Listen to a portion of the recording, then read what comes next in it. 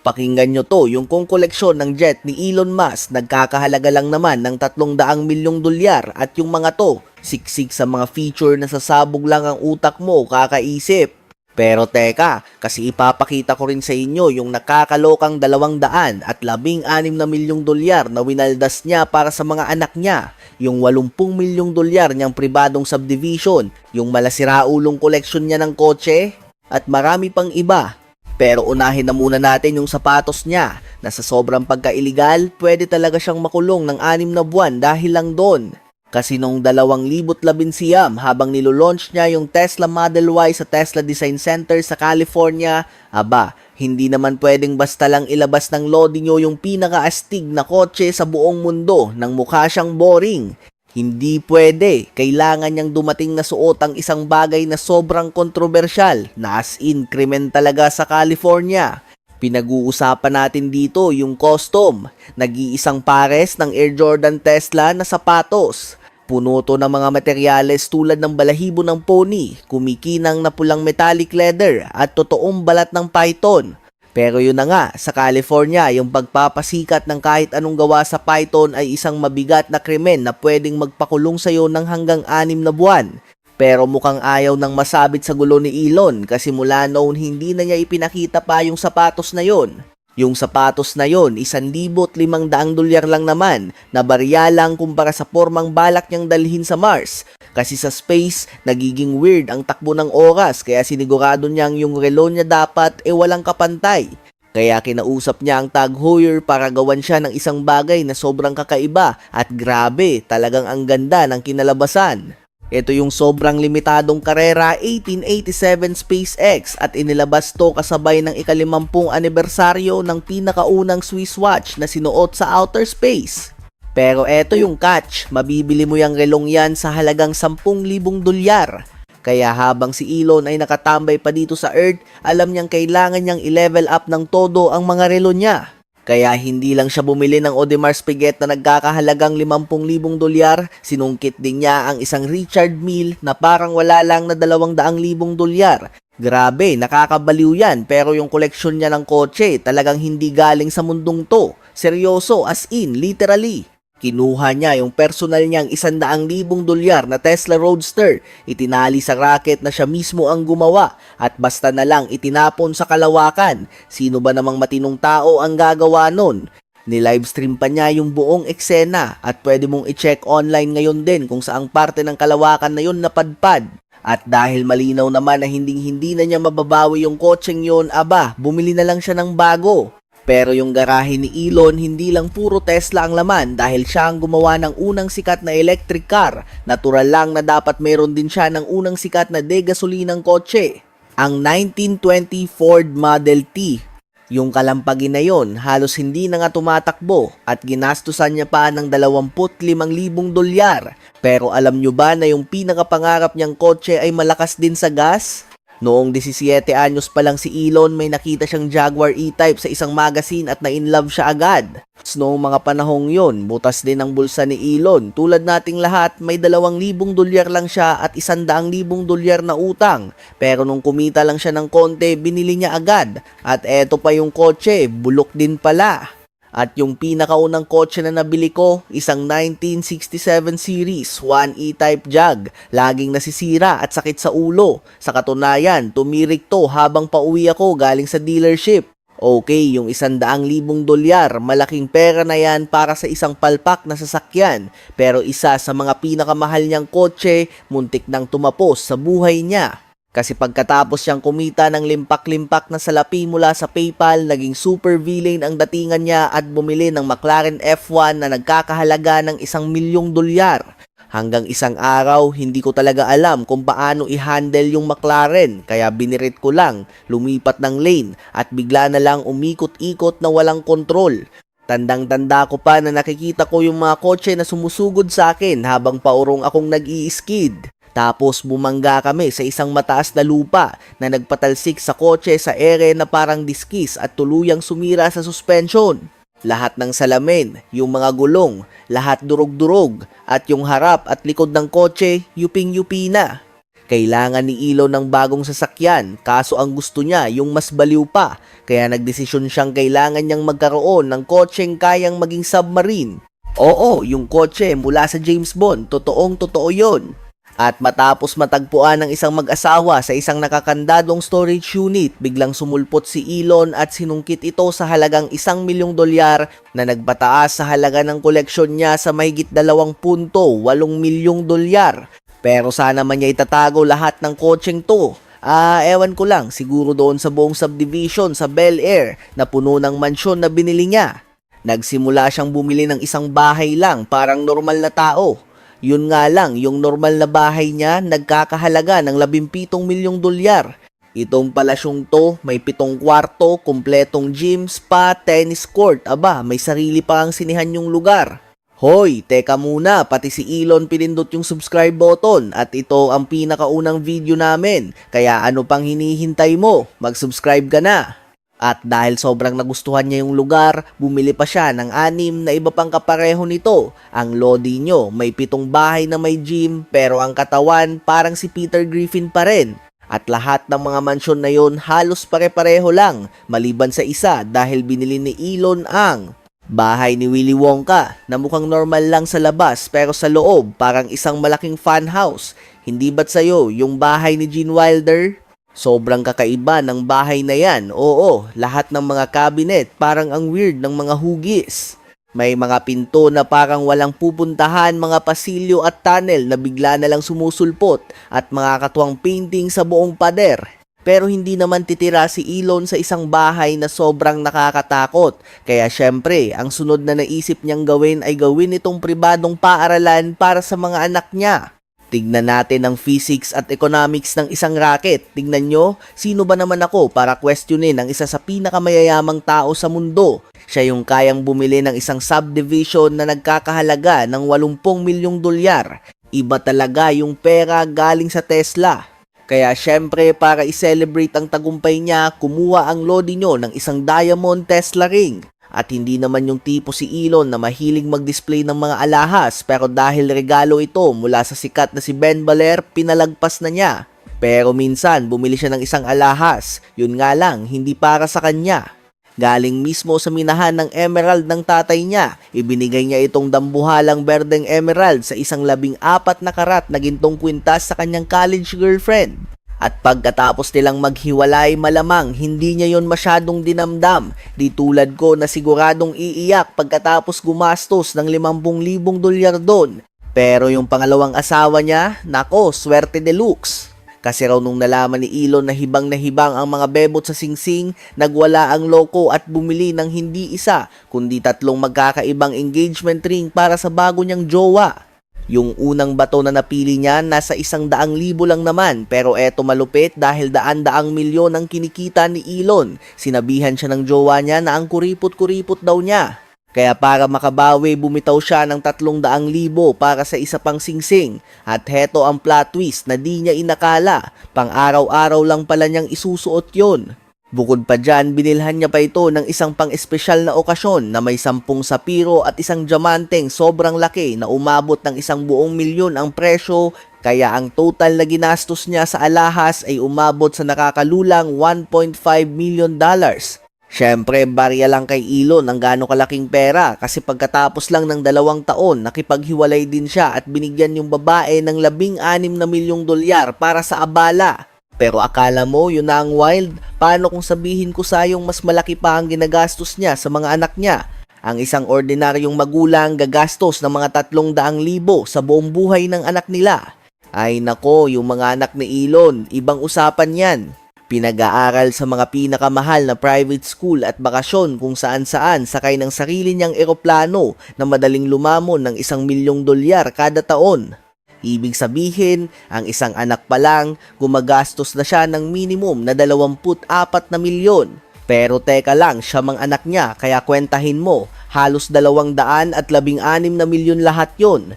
Grabe, nakakalokang pera yan. Pero sino ba namang magbibilang kung nangongolekta ka ng private jet na parang text card lang? Hindi kontento si Elon sa isang eroplano lang. Kaya natural, bumili siya ng 5. Yung una niyang jet, simple lang daw, 26 na milyon. Alam mo na, yung mga basic, may recliner, may kainan, may kwarto, simpleng buhay. Kaso binili niya yon nung milyones pa lang ang pera niya. Nung naging bilyonaryo na siya, sa tingin mo papayag siyang makita sa parehong luma at maliit na eroplano na sinasakyan ni Taylor Swift? Syempre hindi. Nakita niya yung kapwa bilyonaryo niyang si Mark Cuban na nagpapasarap sa isang Gulfstream G550 at alam niyang kailangan niya yung lampasan. Kaya anong ginawa niya? Bumili siya ng dalawa noon, 62 milyon bawat isa. Pero syempre, hindi nagtagal, may lumabas na mas bago at makintab na modelo, ang G650. At ang pinagkaiba ng dalawa, sobrang galing. Ang G650, mayroon itong, teka lang ha, isang dagdag na upuan, literal na yun lang, yun na yung buong upgrade. Para ka lang bumili ng bagong iPhone na halos walang pinagkaiba sa luma mo, ang kaibahan lang sa private jet to ginagawa ng mga bilyonaryo. Ang maliit na pagkakaiba lang, imbes na maglabas ng $1,000, 75 milyon ang binibitawan nila. At kamakailan lang, nagwaldas na naman si Elon ng 75 milyon para sa pinakabagong Gulfstream, ang G700. Gusto mong hulaan kung ano ang malaking pinagkaiba ngayon? Sige, bibigyan kita ng clue. Alam mo yung mga iPhone na palaki lang ng palaki ng konti kada taon? Ayun, pinahaba lang nila ng konti yung eroplano. Siguro kapag nakaupo ka sa higit 200 bilyon, barya lang yung pagwaldas ng 300 milyon sa mga jet. Pero ang pinakaastig na binili ni Elon ay baka yun na ang pinakamatinding pagpapasikat sa kasaysayan. Kasi tayo mga ordinaryong tao, pag nakakainis ang isang app, buburahin lang natin. Pero kung ikaw si Elon Musk, bibilhin mo yung buong kumpanya. Kasi nung nagwawala ang Twitter sa pag-censor sa lahat, ipinaus muna ni Elon yung project niyang sakupin ng Mars para lang iligtas daw ang free speech. At kahit pa bilyon-bilyon ang nalulugi sa Twitter, binili niya pa rin. Seryoso, kaya mo bang isipin na may ganyan kang kadaming pera na di mo na iniinda kahit malugi ka ng bilyon-bilyon? Kasi sobrang laki ng binayad niya para sa kumpanya, para lang sa trip at sa mga meme. Isa sa mga paboritong meme ni Elon ay ang numerong 420. Kaya natural lang, nag-alok siyang bilhin ang bawat share ng kumpanya sa halagang 54.20. Siguradong sabog na sabog yung loko nung pinirmahan niya, yung deal. Tingin ng mga eksperto, sobra ng $19 bilyong ang binayad niya, kaya ang final na presyo para sa palubog na bird app na yon ay umabot sa $44 bilyong.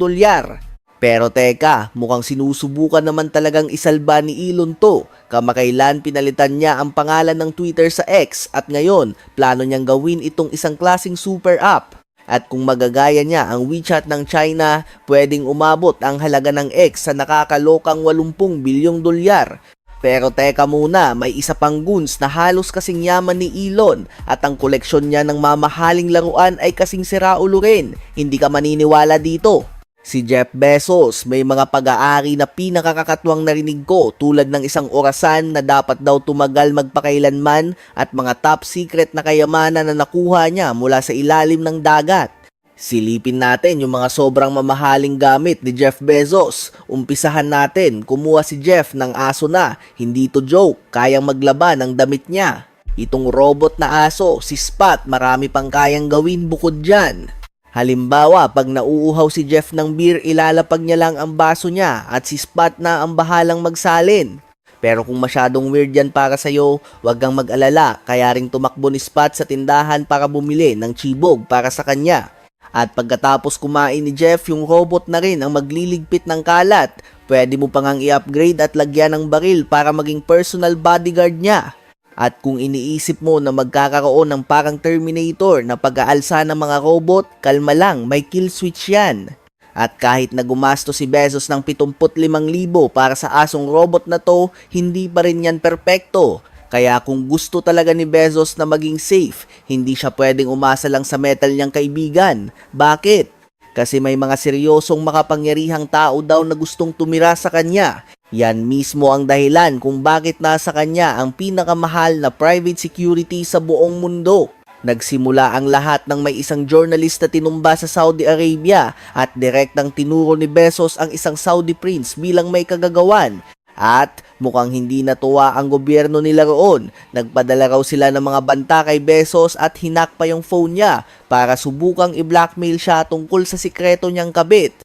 Kaya anong ginawa ni Bezos? Hindi lang siya nagpakabit ng military grade na bulletproof glass sa opisina niya. Kumuha rin siya ng isang team ng 9 na bodyguard na nakabuntot sa bawat galaw niya.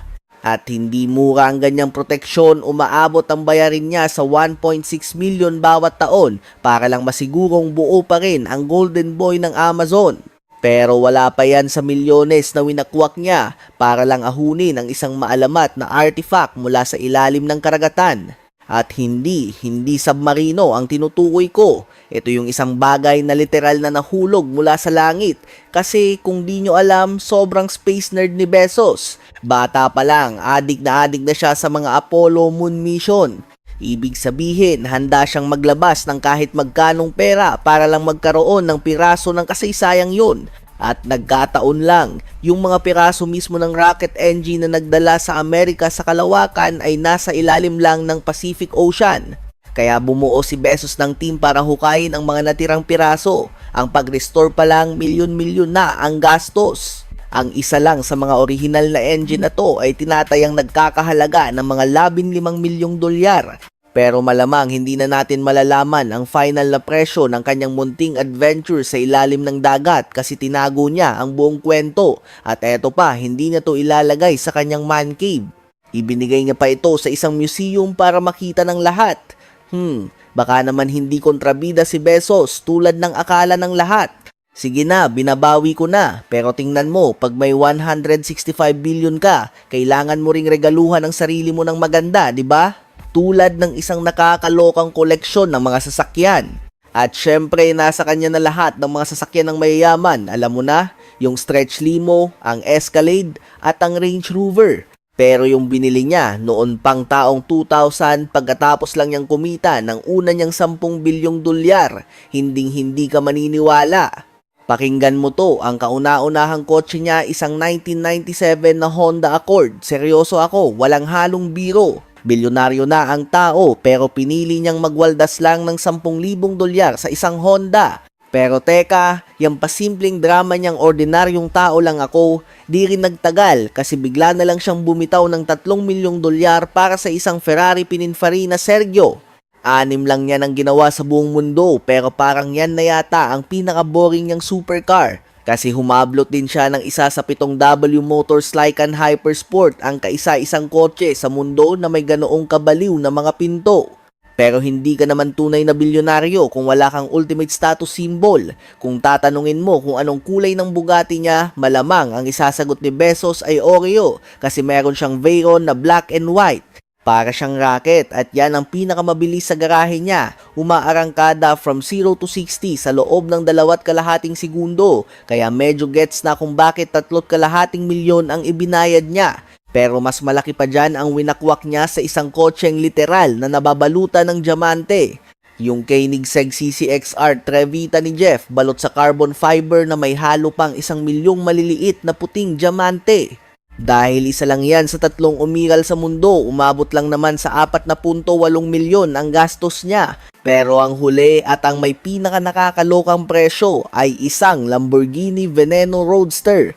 Itong sobrang exclusive na Lambo ay special order para mismo sa ika-50 anibersaryo ng kumpanya. Kaya naman, syempre, nagkakahalaga ito sa kanya ng 10 milyong dolyar kaya ang kanyang munting koleksyon ng kotse ay umabot na sa 20 milyon. Ibig kong sabihin, alangan naman, bilyonaryo ka tapos di ka mag-iipon ng mga supercar. Pero magpakatotoo tayo, hindi pangkaraniwang bilyonaryo si Bezos. Kasi pustahan tayo, wala kang kaalam-alam na nagwaldas ang lolo mo ng 42 milyon para lang sa isang orasan. 500 talampakan ang taas ng bagay na to. Isipin mo na lang, isang orasan na literal na mas matangkad pa sa Great Pyramid of Giza na itinayo mismo sa gilid ng isang bundok sa Texas. At dahil ang trip ni Bezos ay yung mga pang long term, kalimutan mo na ang mga segundo at minuto. Ang binabantayan ng orasan na to ay mga taon at siglo. Minsan lang ito tumiktak sa isang taon at tumutunog lang kada 100 taon. Meron din itong 5 sekretong kwarto na parang pyramid na nakatakdang magbukas sa loob ng 10,000 taon.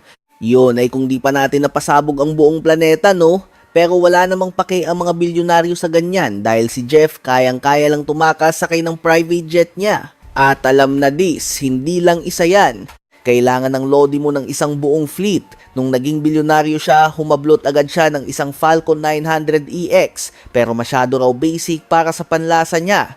Kaya natural, pinabaha niya ng ginto ang mga banyo at naglagay ng isang king-size bed na nagkahalaga sa kanya ng 13 milyon at nangyari to noong iilang bilyon pa lang ang yaman niya. Kaya noong 2015, nung pumutok sa 70 bilyon ang kayamanan niya, syempre kailangan nang i-let go yung eroplanong pangmahirap para sa isang mas astig. Pinili niya ang Gulfstream G650ER kasi para ka na ring may mansyon na may pakpak. Pinag-uusapan natin dito ang maraming kwarto, banyo, sofa, TV, kahit anong maisip mo, andyan. Grabe, binimp ng lolo mo na parang nag-customize lang ng kotse sa Grand Theft Auto. At yan mismo ang dahilan kung bakit gumastos siya ng 75 milyong dolyar pero kulang pa ang isa. Kaya bumili pa siya ng isa pang kaparehas, kaya ang halaga ng personal jet fleet niya ay 150 milyong dolyar na. Ngayon, dahil yung mga eroplanong yan ang sanhi siguro ng kalahati ng polusyon sa mundo, sandamakbak na bashers ang nakukuha ni Jeff. Kaya, nagdesisyon siyang bumili ng isang bagay na kayang kontrolin ang iniisip ng mga tao. At ano pa nga bang mas magandang paraan para gawin yon kaysa literal na magmay-ari ng balita? Pinuntirya ni Bezos ang The Washington Post, ang pinakatuktok na news outlet sa Washington DC. Sobrang atat niyang makuha yon, sinunggaban niya agad ang pinakaunang presyong hiningi sa kanya, 250 milyon. At sigurado ako kahit kailan di ka na makakabasa ng nega tungkol sa lodi nating si Jeff sa diaryong yan, kasi ngayon kaya na niyang bumanat ng mga article laban sa kahit sinong ayaw niya. Pero kung sa tingin mo nakakaloka na yung 250 milyon, teka muna at di mo pa naririnig ang presyo ng mga mansyon niya dahil alam mo naman hindi lang isa o dalawa ang bahay niyan. Pito lahat at yung iba, ang weird pa tulad ng bahay niya sa D.C. na dati palang isang public museum bago niya bilhin.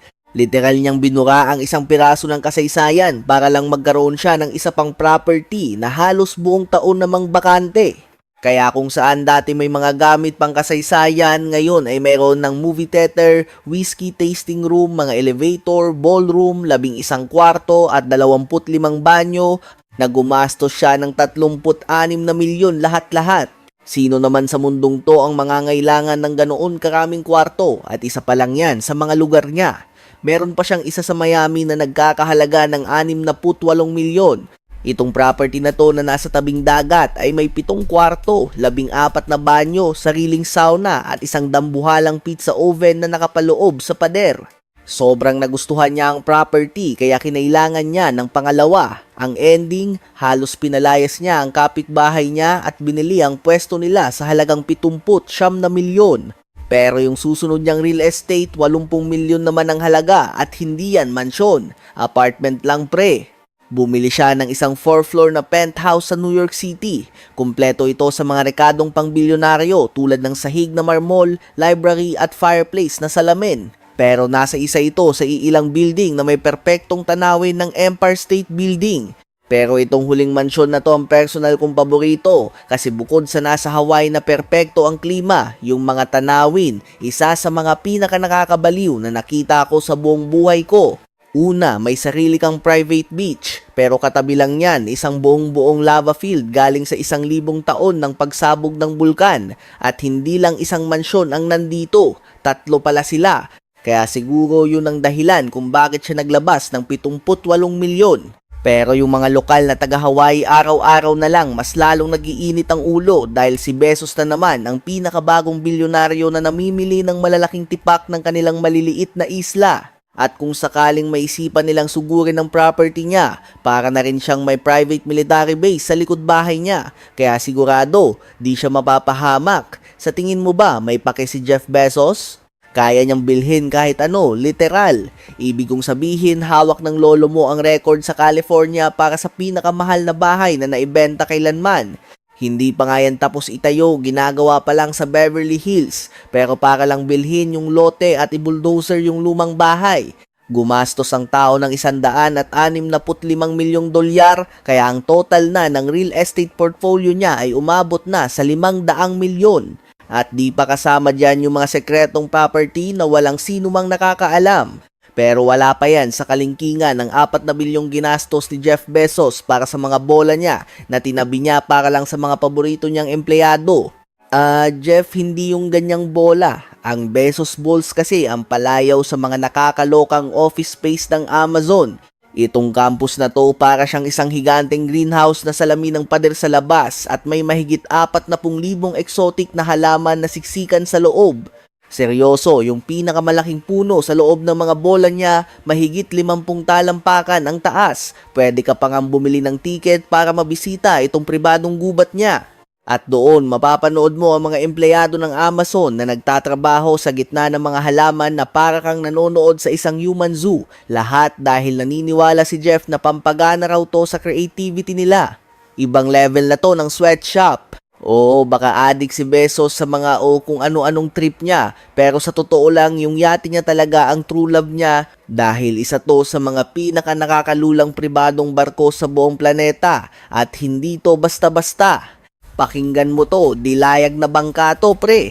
Ibig sabihin, itong halimaw na to ay kayang umandar kahit walang makina na sobrang unbelievable isipin lalo na't ang taas nito ay lampas 400 talampakan.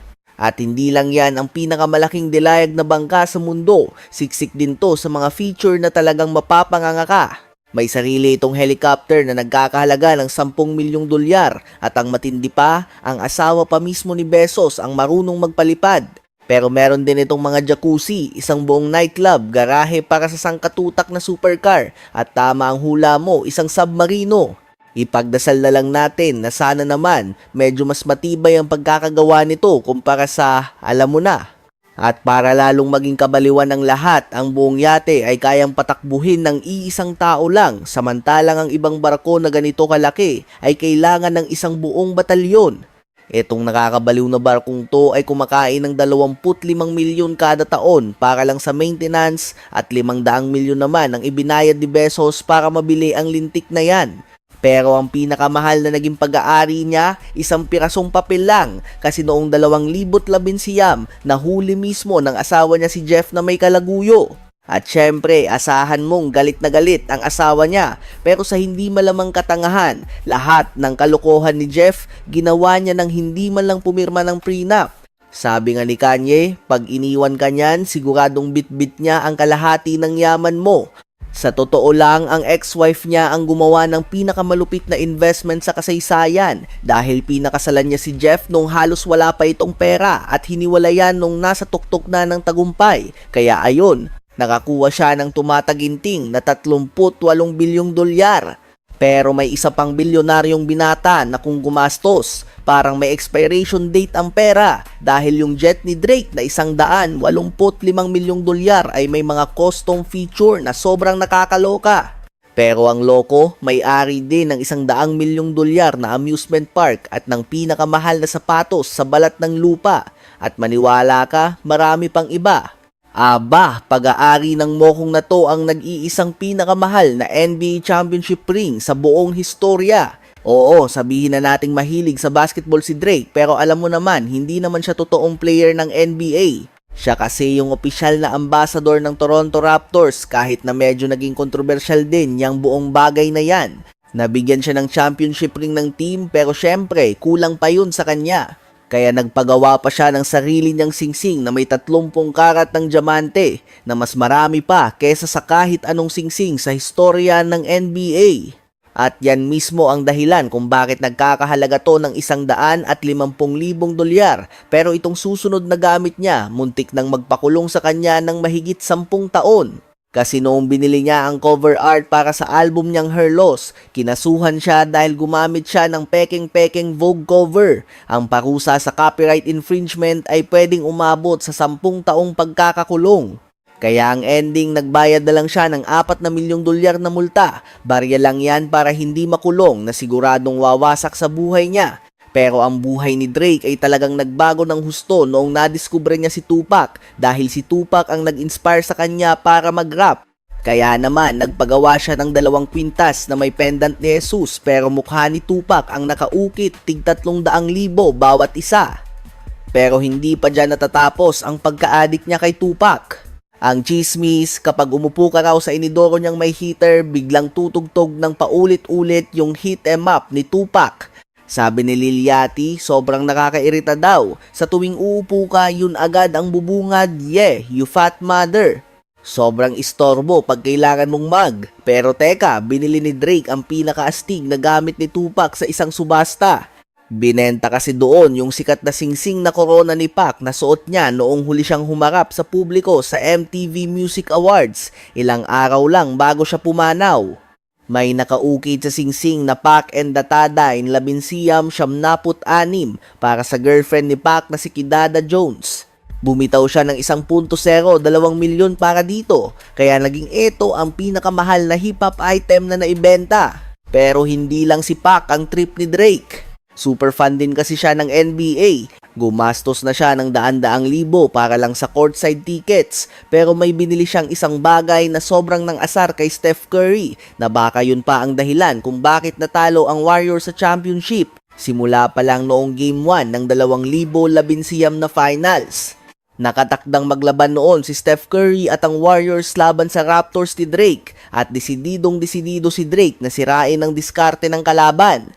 Kaya naman kinontak niya ang isang kolektor ng mga pambihirang jersey na halos magkandaw-gaga para lang mahanap yung pinapabili niyang imposible ilang araw lang bago ang laro. Sobrang bihira ng jersey na to na kahit yung may-ari ayaw na sanang ibenta kay Drake kaya kinailangan niya talagang magmakaawa para lang mabili yun. Kasi yung jersey na yon dati palang pag-aari ng tatay mismo ni Steph, si Del Curry, noong panahong sandali siyang naglaro para sa Raptors. Kaya sobrang rare nito kasi 3 taon lang naman siya naglaro sa team at nagbayad si Drake ng 15,000 para dito. Yung makita nila yung apelidong Curry sa likod ng jersey ng kalaban, talagang sinira nito ang focus ng Warriors. Ayun, natalo sila sa game na yon at parang naging mitsa na para matalo sila sa buong serye. Kahit na mahilig magwaldas ng pera si Drake para sa sarili niya, galante rin naman siya sa mga fans. Kilala siyang basta na lang namimigay ng mga Chanel o Louis bag sa mga babae sa audience. Pero may isang fan na nakatanggap ng mas higit pa roon. Sa isang concert niya, nakita ni Drake ang isang lalaki na may hawak na sign na nagsasabing inubos niya ang pambili niya ng muebles para lang mapanood siyang mag-perform. Sobrang naawa si Drake kaya sinabi niya sa fan na bibigyan niya ito ng 50,000 para sa suporta. Alam mo tropa, yung pambili mo ng gamit, dadagdagan ko pa ng 50,000. Medyo tanga-tangahan din kasing ubusin ang pera sa concert ticket pero sa kaso niya, ayun, nanalo siya sa loto. Pero yung 50,000, barya lang yan kay Drake dahil pag-aari rin niya ang pinakamahal na sapatos sa buong kasaysayan at ang malupit, hindi mo man lang to pwedeng isuot. Kasi para na siyang obra maestra imbes na sapatos dahil gawa ito sa purong ginto. Collab kasi yan ng record label ni Drake na OVO at ng Air Jordan 10. Sabi nung artist na gumawa, pinili daw niya yung 10s kasi isa yun sa mga may pinakamagandang disenyo sa lahat ng panahon. Tignan mo pa lang gets na gets ko na kung bakit nagbayad si Drake ng 2.1 milyon para diyan. Pero ang bigat niyan, mahigit 100 libra. Isipin mo na lang kung susubukan mong mag-shoot habang suot yan. Pero yung sapatos na yan, wala pa. Yan sa kalingkingan ng koleksyon ng kotse ni Drake. Kasi noong sumikat na siya ng husto at iniwan na ang kanyang Acura, pinalitan niya to ng Bugatti Veyron Sang Noir na nagkakahalaga ng 2.2 milyon. At kung nagtatanong ka kung bakit sobrang mahal dahil isa lang yan sa 12 piraso na ginawa sa buong mundo, kaya si Drake lang ang may-ari niyan sa buong Canada. Ito rin ang pinakaunang kotse na umabot sa bilis na 250 milya kada oras at kayang umarangkada mula 0 hanggang 60 sa loob lang ng 2.5 segundo. Yung pagbili niyang yon ang mismong nag-transform kay Aubrey para maging si Drake. Kasi pagkatapos noon, bumili pa siya ng 7 pang supercar tulad ng $500,000 na Lamborghini Aventador, 900,000 Mercedes Maybach G 650 Landau LED at $1,000,000 na LaFerrari.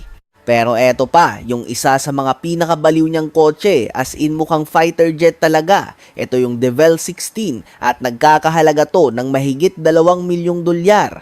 Sinasabi ko sa inyo, parang galing pa sa taong 2070 tong sasakyan na to at sobrang nilampaso nito ang Bugatti kasi kayang-kaya niyang humagibis ng mahigit 350 milya kada oras. Ang pinakakakaibang sasakyan ni Drake, walang duda, yung Chrome Hearts Rolls-Royce Cullinan niya. Yung loob, punong-puno ng mga krus na parang panggot at mga bulaklak na lili, parang logo ng Saints. Lahat yan bordado sa itim na leather. At kapag pinatay mo ang ilaw, yung buong kisame biglang liliwanag at magiging parang kalawakan na puno ng bituin. Kaso parang kulang pa yung gimikan na digulong para kay Drake. Kasi pagkatapos ng trahedya sa Astroworld, kailangan niyang mag-relax kaya dumiretso siya sa isang strip club sa Houston. At nag-iwan ng mahigit $1 milyong sa sahig para sa mga dancer. Mapapasabi ka na lang talaga, salamat Drake. Kaya oo, sanay na sanay siya sa mga club at inamin pa nga niya sa ilang kanta na siya mismo ang kumukuha ng mga talent. Sobrang na-addict siya dyan na bumili pa siya ng sarili niyang club sa Houston na tinawag na The Ballet sa halagang milyon-milyon. Sinubukan pa ni Drake palabasin na hindi raw yun strip club, kundi isang bagong karanasan sa pagsayaw para sa mga kahanga-hangang babae. Ewan ko sa'yo tol, para sa akin, amoy strip club na strip club yan. Pero Kebs, pwedeng bilhin ni Drake kung ano man ang maisipan niya. Tulad na lang ng isa sa mga pinakamamahaling koleksyon ng alahas ng kahit sinong celebrity, simulan natin sa kwintas galing mismo sa alamat na si Frank Ocean. Sinuot pa nga ni Frank tong kwintas sa 2021 Met Gala. Karga nito ay mahigit 9,000 diamante at 18 karat na white gold. Kaya naman ang halaga nito ay nasa 1.9 million lang naman. May relo din si Drake kung saan pwede niyang pagbigyan ng pagkasugador niya kahit saan siya magpunta. Eto yung Jacob & Co. Astronomia Casino. At oo, may totoong roulette table sa loob na gumagana talaga. Yung version ni Drake na personalized pa kaya mahigit 600,000 ang halaga pero syempre kailangan niyang magpagawa ng alahas para sa sarili niyang brand, ang OVO. Kuwago ang logo niya kaya naman kumuha siya ng pendant na hugis kuwago na gawa sa mahigit 1 libra ng ginto at tadtad ng diamante na umabot ng 2 milyon. Tapos nakipag-partner siya kay Pharrell Williams at gumastos ng mahigit 3 milyon sa mga alahas na binili niya mismo dito, kasama na ang isang Sony PSP na purong ginto. Pero hindi pa yan ang pinaka-wild sa koleksyon niya kasi isang araw may isang fan na nag-comment sa post niya na madumi raw ang ngipin niya. Mukhang napikon si Drake sa comment na yon kasi bumanat siya pabalik, sabi, may pink diamond kaya sa ngipin ko. Nagtututbrush ako gamit ang activated charcoal bago pumunta sa kahit anong club na may mga chicks. Tandaan nyo yan. Tol, ewan ko ba kung bakit ang liit-liit ng diamanteng pinili niya. Nagmumukha tuloy na palagi siyang may tinga. Yang kakarampot na diamanteng yan, 15,000 ang halaga. Pero yung pinakamalaki niyang yabang sa alahas ang nagpatunay na si Drake ang pinakamalupit na simpa. Nagpagawa siya ng kwintas para sumimbolo sa lahat ng dati niyang engagement at siguradong sandamakmak na babae yan. 42 diamante para sa 42 magkakaibang babae. Imposibleng nagpropose siya ng gano'ng karaming beses. Wala na sa katinuan ang lolo nyo. Ang kwintas mismo ay may 351 karat ng diamante na nakakabit sa 18 karat na white gold. Bawat diamante piniling mabuti kaya umabot sa 12.5 milyon ang presyo. Mas mahal pa yan sa buong buhay ko, nakasabit lang sa leeg. Ang buong koleksyon niya ng alahas siguro nasa 50 milyon na. Grabe, pero wala pa yan sa kalingkingan ng private jet niya na tinatawag niyang Air Drake. At ang halaga nito sobrang nakakalula. Yung yumaong alamat na si Virgil Abloh pa ang nag-design ng artwork na nakabalot sa eroplano. May design itong parang asul na langit at syempre ang OVO logo ni Drake sa buntot. Sa loob naman may 3 private suite ang lolo mo, 2 sala at isang business lounge. Kasya dito ang hanggang 45 tao, siguradong may mga nagaganap na malulupit na party diyan sa taas. Mas maganda pa to sa bahay ko eh. Pero ang pinaka nakakabaliw sa lahat, kahit na $185 milyong ang halaga ng eroplano, nakuha ito ni Drake ng libre. May isang kumpanya, ang Cargo Jet, na alam ang impluwensya ni Drake sa social media at pop culture. Kaya binigay na lang nila ito bilang marketing stunt at sabi nila mula noon, sobrang naging panalo yon para sa kanilang dalawa. Alam nyo kung ano pa ang panalo? Ang pag-subscribe, libre lang to. Pero kahit ikaw pa ang pinakasikat na rapper sa buong mundo, hindi mo makukuha lahat ng libre kasi gumastos siya ng sandamakmak para sa isang matagal nang nawawalang carnival. Ang Luna Luna ay isang sikat na amusement park noong 1980s, pero ang weird dito, hindi mo pwedeng sakyan ang kahit anong ride. Sikat ang lugar na ito kasi ang mga ride ay art installation na gawa ng mga super respetadong designer, pero napasara ito noong 1987 dahil sa mga legal na problema. Sobrang na-obsess si Drake dito kaya naisipan niyang buhayin ito ulit. Kaya noong 2022, nagbuo si Drake ng $100 milyong para lang mapatakbo ulit ito. Grabe, $100 milyon para dito, mukha namang dinrawing lang ng bata. Pero mas malaki pa ang ginastos niya sa mga mansyon, tulad nitong isang lugar sa Beverly Hills na mahigit 70 milyon ang halaga at may 10 kwarto at 22 banyo ito. Huwag niyo na akong tanungin kung bakit kailangan niya ng banyong doble pa sa dami ng kwarto. Ang mansyon na to parang kinuha lang sa Italy at ang ganda ng tanawin ng Hollywood Hills. Ang kwarto niya ay may pader na umaatras at bumubukas papunta sa isang private patio para madali siyang makaporma sa kahit sinong babaeng kasama niya habang ninanamnam nila ang view.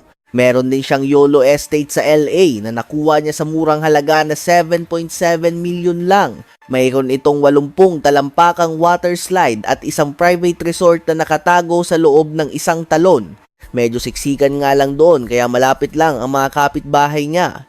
At ang sabi ni Drake sa kanila, kung naiingayan sila sa mga party niya, bibilihin na lang daw niya sila. Ayan ang tunay na yabang at hindi siya nagbibiro kasi bumili nga siya ng 2 pang bahay sa parehong kalye pero ang main headquarters niya ay nasa Toronto. Pinatayo niya ang kanyang $100 milyong na limestone mansion kung paano niya talaga gusto. Nagpatayo pa siya ng 15 toneladang Great Wall of Drake sa paligid ng property para walang makasilip. Bawat kwarto sa lugar na to para na ring isang buong bahay. Halimbawa, ang master bedroom ni Drake may sarili ng kusina, hot tub, dressing room at 2 deck. At alam nyo naman, bilang isang malupit na fan ng Raptors, kailangan niya talaga magpalagay ng basketball court. Pagpasok mo, makikita mo lahat ng jersey na koleksyon ni Drake galing sa mga totoong NBA player tulad ni LeBron at Kobe. Meron din siyang dambuhalang Olympic-size na swimming pool, isang spa, sinehan at syempre isang recording studio na high-tech. Ano pa ba ang posibleng kailanganin ng isang tao? Well, mukhang kailangan ni Drake ng mas maraming dopamine kasi sinusugal niya ang perang hindi ko man lang makikita sa buong buhay ko. Sobrang addict yan sa roulette at may mga panalo siyang sobrang nakakaloko. Tulad na lang sa isa niyang livestream, nanalo siya sa isang spin lang ng roulette ng mahigit 17 milyon. Pero syempre, hindi lahat ng spin panalo. Tulad nung nilustay niya ang 20 milyon sa pustahan kasama si French Montana. Grabe, sobrang nakakahiya. Puro tsamba lang yan, Chong. Kasi sa oras na kailangan na ng diskarte tulad sa sports betting, sikat na sikat siya sa pagiging epic fail. Isipin mo, sinunog ng taong to ang $2.6 million sa pagpusta lang sa UFC noong 2022. Tapos 1.5 million ang nasayang nung natalo si Easy kay Pereira. Grabe ang kamalasan niya sa pustahan kaya ang tawag na tuloy ng lahat ay ang Drake Curse. Kaya ngayon, lahat ng pumupusta sinasalungat kung sino man ang bet niya. Pero eto ang matindi, kahit anong mangyari, lamang pa rin siya sa pangkalahatan. Malamang kasi kasabwat niya yung stake. Sila siguro ang gumagastos sa pagsusugal niya o kaya naman binibigyan siya ng sandamakmak na pera para lang isigaw ang pangalan ng site nila. Subukan mong panoorin yung mga stream niya sa stake, pre. Nakapagtaya na ang loko ng mahigit $1 bilyong doon na malabo namang galing lahat sa pera niya. Eto ang aking alter ego. Kailangan ko ng maximum. Pero ang susunod nating bilyonaryo, siya ang aakalain mong anti-Drake kung hindi lang dahil sa koleksyon niya ng kotse. Kasi naman si Dwayne The Rock Johnson kayang-kaya nang gumawa ng sariling Fast and Furious movie sa dami ng sasakyan niya. At yung gym niya puno ng mga kagamitan na ngayon ko lang nakita sa buong buhay ko ang weird ng itsura. Ilan lang yan sa mga nakakalokang mamahaling gamit ni The Rock. At eto pa, kahit yung diet niya, kayang ubusin ang pera mo kasi ang kinakain niya 4 na beses mas marami kaysa sayo.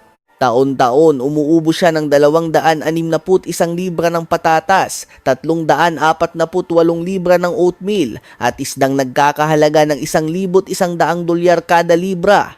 At mula nang simulan niya yung malagrikgad niyang diet, 10 taon na ang nakalipas, nakagastos na siya ng mahigit 150,000 dolyar para lang sa pagkain. Pare, yung kinakain niya sa isang taon lang, mas marami pa sa lahat ng pagkaing makikita ng isang bata sa isang bansang gutom sa buong buhay niya. Pero pusta ko, mas tone-toneladang candy pa rin ang kinakain ng batang iyon kumpara kay The Rock.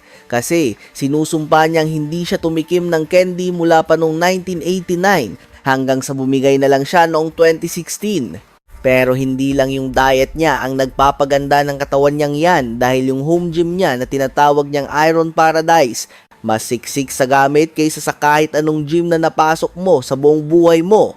At hindi biro yung pangalang Iron Paradise. Ang lugar na to ay parang isang higanteng warehouse na ang laman lang ay mga gamit na para sa mga seryosohang atleta lang talaga. Mula sa mga ubod sosyal na workout brands hanggang sa mga dumbbell na umaabot sa bigat na 150 libra at mga makina na sa NFL stadium mo lang mahahanap, sinisigurado ni The Rock na lahat ng equipment niyang nagkakahalaga ng 300,000 dolyar ay nabubugbog araw-araw. Sa sobrang hardcore niya, hindi na yan lumalabas para lang mag-CR. Tuwing nagwo-workout ako, kailangan kong umihi, kaya nilalabas ko na lang ang bote. At kung kailangan niyang mag-travel, hindi problema yan. May isang buong crew siya na nagbibitbit ng lahat ng 40,000 librang gamit niya papunta sa destinasyon niya. Ibig sabihin, naglalabas siya ng mga 210,000 dolyar sa bawat lipat nila niyan. At sinisiguradong sigurado ni The Rock na hindi mahuhuli sa biyahe yung gym on wheels niya. Sa bagay, yung tao may sapat na relo para sa bawat time zone sa mundo. Yung Breitling Super Ocean Heritage Chronograph niya pa lang umabot na ng 8,300. Doon mo malalaman na sobrang yaman mo na talaga kapag ang tawag mo sa relo mo chronograph. Pero halos hindi siya bumibili ng paisa-isang special edition lang kasi ang trip niya buong collection ng relo ang bilhin. Meron siyang 15,800 hanggang 20,000 dolyar na koleksyon ng Tag Heuer, 53,000 dolyar na koleksyon ng mga Rollies, at 4 na IWC na relo na aabot sa 76,000. Pero ang pinakamalaking koleksyon niya sa lahat ay galing sa Panerai.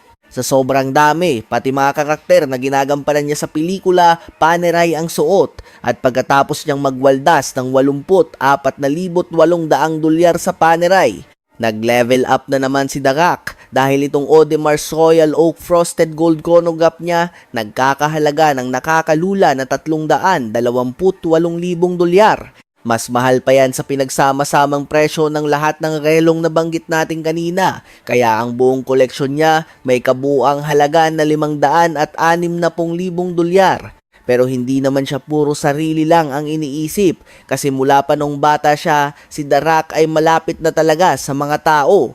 11 anyos pa lang siya, nasaksihan na niya ang tatay niya na tuparin ang pinakaunang hiling para sa Make-A-Wish Foundation. At mula noon, si The Rock na mismo ang tumupad sa hiling ng 21 bata na makilala siya. Pero gusto niya ng higit pa sa pagtupad lang ng hiling, kaya nag-abot pa siya ng 100,000 dolyar. At dahil puro pelikulang Disney na ang ginagawa niya ngayon, malinaw pa sa sikat ng araw na mas mahal ni The Rock ang mga bata kaysa kay BBL Drizzy. Nag-donate pa nga siya ng 1 milyon sa Children's Miracle Network at 1 milyon sa Nicklaus Children's Health System. At syempre, hindi rin kinalimutan ni The Rock ang universidad kung saan nagsimula ang lahat ng tagumpay niya. Kaya naman, nag-abot siya ng 2 milyon para sa isang alumni center doon. Kung may utang pa man siyang student loan noon, siguradong lunas na yun ngayon. At alam mo ba kung ano pa ang fully paid na rin? Yung milyon-milyong halaga ng mga supercar na pag-aari niya sa sobrang dami, mismong Ford na ang nagpasya na siya ang mag-unveil ng 2018 Mustang sa buong mundo. Pero hindi man lang inangkin ni The Rock, sa halip ipinamigay niya yung kotseng nagkakahalaga ng 50,000 dolyar sa isang veterano ng gyera. At hindi lang yan ang nag-iisang pagkakataon na namigay siya ng sasakyan. Noong teenager pa lang si The Rock at wala siyang matirhan, isang lalaki na nagngangalang Bruno ang kumupkop sa kanya. Kaya bilang ganti, niregaluhan ni Darak si Bruno ng isang bagong-bagong Ford F-150. Si Darak na yata ang isa sa pinakamabait na tao sa balat ng lupa. Promise? Pero iba ang sinasabi nitong mukhang astig na Plymouth Prowler dahil dinakma niya to mula sa set ng Pain and Gain sa halagang 39,000. At mukhang na-enjoy niya yung lifestyle na yon, kaya bumili siya ng paboritong sasakyan ng mga kartel, isang Cadillac Escalade na nagkakahalaga ng 76,000.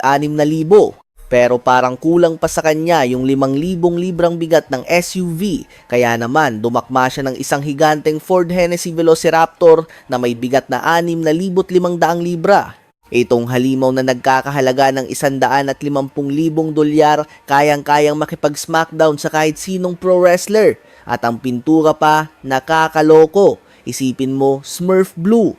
Buti na lang yung Lamborghini Aventador niya, hindi gaano nakakahiya. Sa top speed na 217 milya kada oras at 0 to 60 na 2.9 segundo lang. Isa na to sa mga pinakamabilis na sasakyan sa balat ng lupa at ang ginastos niya, barya lang na 216,000. Pero sa kotseng ganyan kabilis, kailangan niyang kumuha ng isang bagay na elegante para iterno sa mga IWC niyang relo at ang Rolls-Royce Wraith ang pinakasosyal sa lahat. Kahit na laging masikip ang mga suit niya, ang porma pa rin ni Darak pagbaba niya sa mala James Bond na kotseng ito na nagkakahalaga ng 300,000. At mukhang na-addict na siya sa mga sosyal na sasakyan kasi bumili siya ng McLaren 650S sa halagang 300,000 at isa pang Rolls Royce. Kaso nga lang, kulinan naman itong isa. Kung sakaling sipagin siyang maging mapagbigay ulit, baka naman pwedeng ipamahagi niya yung pangalawang Rolls. Total, 330,000 dolyar lang naman ang presyo niyan. Pero nung nagsawa na siya sa mga Rolls Royce, ibang level na ang pagwaldas ni Darak. Kinalimutan na niya ang libo-libo, diretso na sa milyon-milyon ang bitawan. Tingnan mo na lang yung LaFerrari niya, yan na raw yung pinakatuktok ng engineering nila. Seryoso, sinaksakan ba naman nila ng makina ng Formula 1 tong halimaw na to? Kayang humarurot ng 218 milya kada oras, kaya nitong makipag-unahan kay The Flash. Pero yung ganyang klase ng bilis, syempre may presyo. Ang bili niya dyan, tumataginting na $1.14 milyong. At eto pa, hindi pa yan ang pinakabaliw niyang kotse. Walang binatbat yan sa P1 McLaren niya. Sa tindi nun, magmumukhang lumat-laspag na Toyota Camry yung isang 650S. Isa pa, itong hypercar na to sobrang eksklusibo. Sa sobrang rare, bawat isa walang kapareho. As in, wala talagang magkakamukha na swak para sa isang katulad ni Darak na gustong-gustong laging naiiba. Kaya syempre, binitawan niya lang naman ang $1.15 milyong para makuha yon. Ngayon, kung akala mo yung mga hypercar at super lux na sasakyan na ang tuktok, kapit ka kasi eto na ang pinaka-absurdong kotse niya sa lahat. Isang sasakyan na sa panaginip lang nating makikita ang 2017 Ford GT. Kung malito sa pang-muscle car niyang itsura. Baka nakuha niya lang yan sa murang 450,000, pero ngayon sumabog na ang presyo niyan sa mahigit $1.2 milyong. Pero yung $1.2 milyon, barya lang yan kumpara sa pinakahiyas ng buong koleksyon niya, ang maalamat na Pagani Huayra. Hindi to basta kotse, para tong Diyos ng mga sasakyan. Tinatalo nito lahat ng kotse niya sa bilis na 238 milya kada oras. Ito rin ang pinaka-rare, isa lang sa 100 ginawa at syempre ang pinakamahal sa lahat ng kotse niya sa nakakalulang presyo na $2.55 milyong. Dahil lang sa Pagani na yan, umakyat ang halaga ng garahe niya sa nakakalokong 6.1 milyong. Ito na yung masasabi mong sukdulan sa pagmamaneho. Well, halos sukdulan na sana. Oo, kinailangan pa ngang ipakustomize ni Darak yan para lang magkasya yung dambuhala niyang katawan, pero sa totoo lang kahit ganun, ang angas pa rin niyang tingnan pag nagmamaneho. At dahil usapang pagiging boss, walang tatalo kay Darak, isipin mo, binili niya ang isang buong football league. Dahil hawak na hawak ng NFL ang fall season, naisipan ni Darak na buhayin ang spring football para naman may kalaban sila. Ang pinakasikat na pangalan dati sa spring football ay ang XFL, pero pagkatapos magsara ang buong mundo, sapilitan silang nalugi. Pero syempre, sino pa nga ba ang biglang susulpot para magbuhos ng pera sa isang palubog na kumpanya kundi si Darak? Binili niya agad ang XFL sa halagang 15 milyong dolyar at sa isang iglap, siya na ang naging superhero ng spring football. At hindi pa siya nakontento, balak niyang doblehin ang mga team mula 8 hanggang 16 pagdating ng 2026. Sa takbo ng usapan, baka maging seryosong kalaban na ni The Rock ang NFL. Ganyan ang diskarte, hindi mo pwedeng maliitin. Isipin mo yung tao na dati isang naglalakad na meme ng 90s dahil sa litrato niyang naka-turtleneck, ngayon binabangga na niya ang pinakamalalaking sports league sa buong planeta.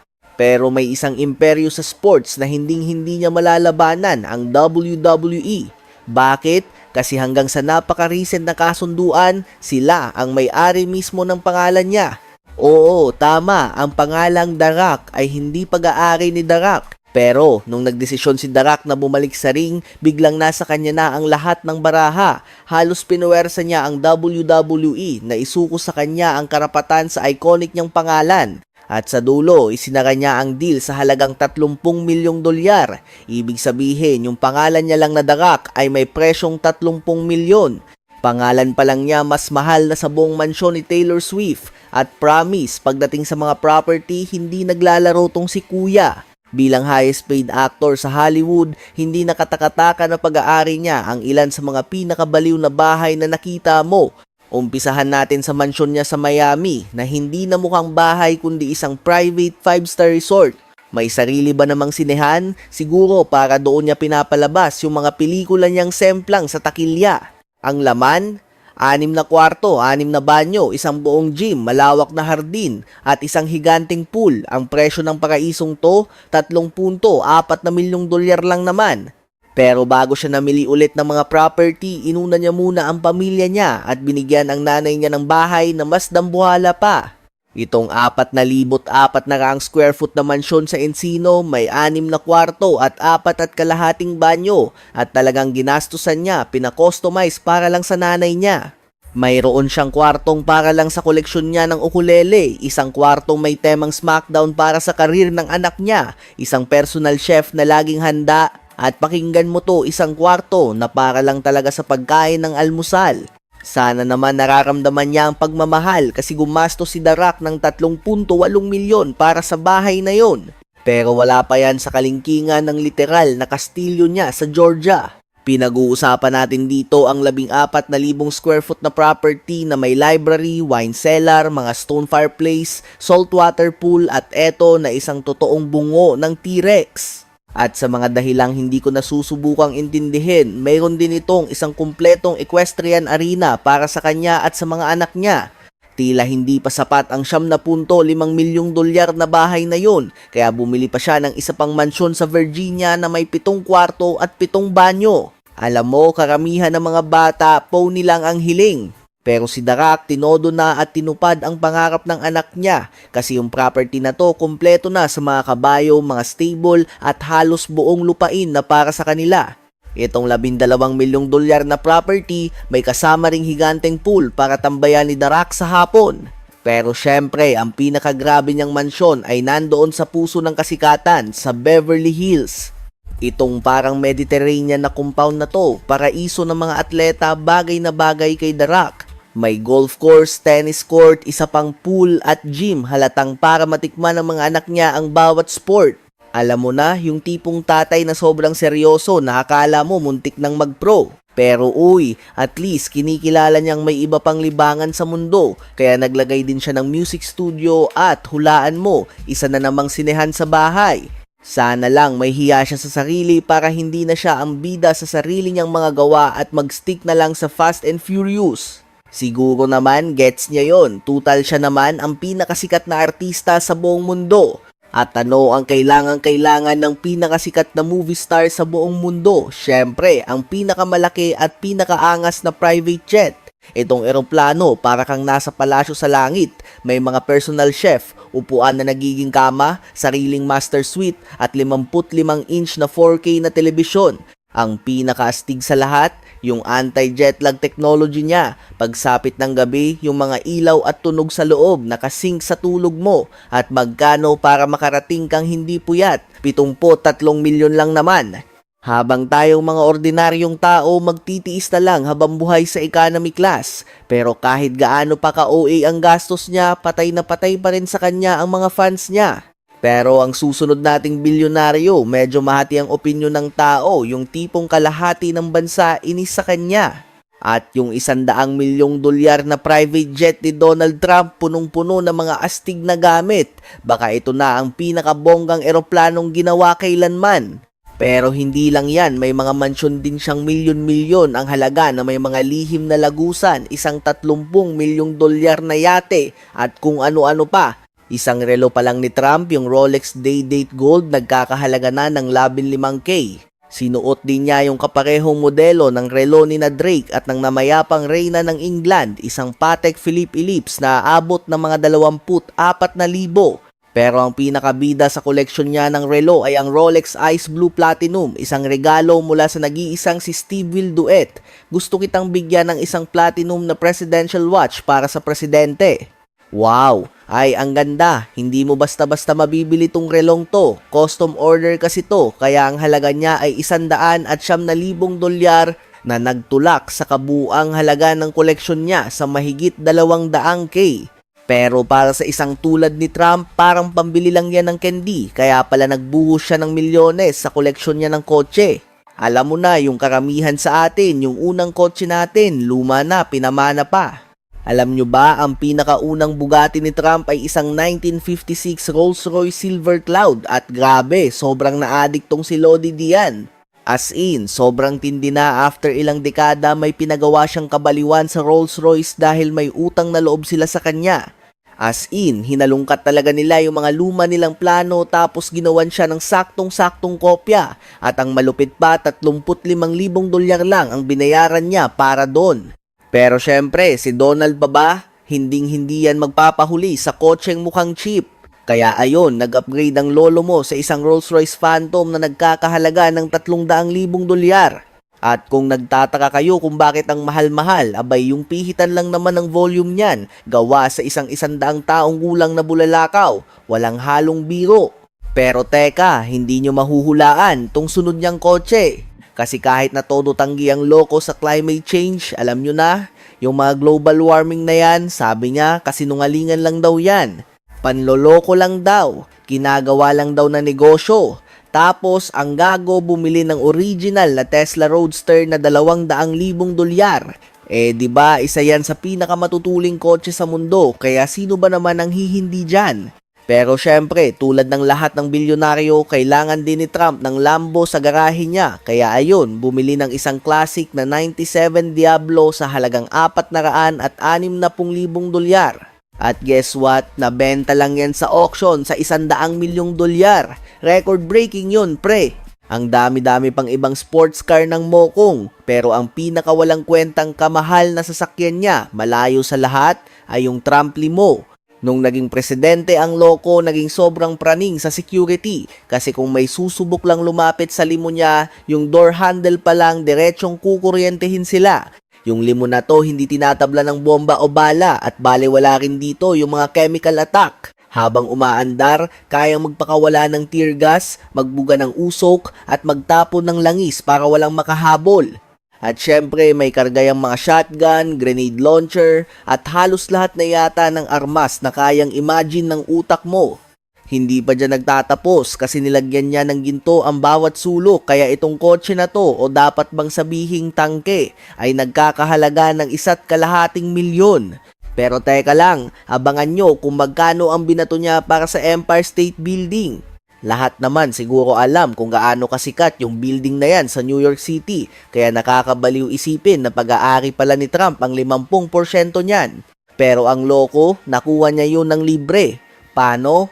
Kasi daw yung may-ari, isang Hapon na si Hideki Yokoi. Wala palang kontrol sa building kasi nakaparenta hanggang taong 2075. Kaya nilapitan siya ni Trump. Sabi niya may alam daw siyang sikretong butas sa batas para masira yung kontrata. Ang gusto lang niyang kapalit, 50% parte. Pero ang totoo, puro lang pala hangin si Trump. Kasi kahit nagdemanda pa siya para sirain yung kontrata, olats pa rin siya, bigong-bigo. Kaya ang ginawa niya, binenta na lang niya yung parte niya sa halagang 28 milyong dolyar. Grabe, di ba? Legal na nakapanloko si Trump ng 28 milyon. At nung nakuha na niya yung pera, abay gumastos agad ng milyon-milyon para sa hindi lang isa, hindi dalawa, kundi 3 helicopter. At ang malupit, hindi man lang iba-ibang klase. Bumili si Trump ng 3 magkakaparehong chopper, ang Sikorsky 76, at hulaan nyo, punong-puno na naman ng ginto. Pinagawa pa niyang gold yung carpet, gold-plated yung mga seatbelt, pati armrest at door handle, ginto rin. Grabe, may matinding pagka-addict sa ginto, tong taong to. Pero bakit pa nga naman siya bibili ng ibang klase? Yung 76, isa sa mga pinakaastig na helicopter na ginawa. At sa halagang 7 milyon bawat isa, ang munti niyang Air Force ay nagkakahalaga lang naman ng 21 milyon. Madalas niyang gamitin yan sa biyahe niya sa pagitan ng New York at DC, pero minsan lumilipad siya papunta sa 30 milyong dolyar niyang yate. Yung Trump Princess, sobrang lawak para paglapagan ng helicopter. Malamang kasi may 4 na magkakaibang patio yan para lang sa tambayan. Dinesenyo yan ng isang sikat na Italian designer na si Luigi Stercio, kaya yung yate ay parang isang lumulutang na obra maestra. Pero para mas magets nyo, kailangan yung makita ang loob, yung mga pader na babalutan ng ubod ng mamahaling materyales tulad ng chamois leather at bird's eye maple. Sa sobrang pulubi ko, hindi ko man lang alam kung ano yon. Pero yung banyo, gawa sa inukit na onyx na may nagkalat na ginto kahit saan. May 11 kwarto at 4 na elevator yung lugar. Tapos may isa na diretso sa kwarto niya. Abay may sauna si Lodi sa banyo niya at may isa pa sa sarili niyang deck. Yung sun deck may sarili ring bar at pool na napapalibutan pa ng bulletproof na salamin. At kung sakaling may makalusot na bumaril sa kanya, may sariling ospital ang yate na kompleto sa operating room. Pero ang pinaka nakakatawa sa lahat, hindi naman pala talaga gusto ni Donald yung mga yate. Mismong siya nagsabi na kapag nasa yate siya, atat na siyang bumaba. Gumastos ang loko ng 10-10 milyon sa isang bagay na ayaw niya. Yan ang tunay na pagyayabang. Pero yung susunod na binili ni Trump, hindi na to nakakatuwang pagyayabang kasi sinira talaga nito ang buhay ng maraming tao. Noong 2005, sinimulan niya ang Trump University na dapat sana'y magtuturo sa mga tao tungkol sa real estate. Sa Trump University daw, tinuturo nila ang tagumpay. Yun daw ang pinaka-importante, tagumpay, at mangyayari daw yun sa'yo. Libre ang unang klase para lang may pumasok.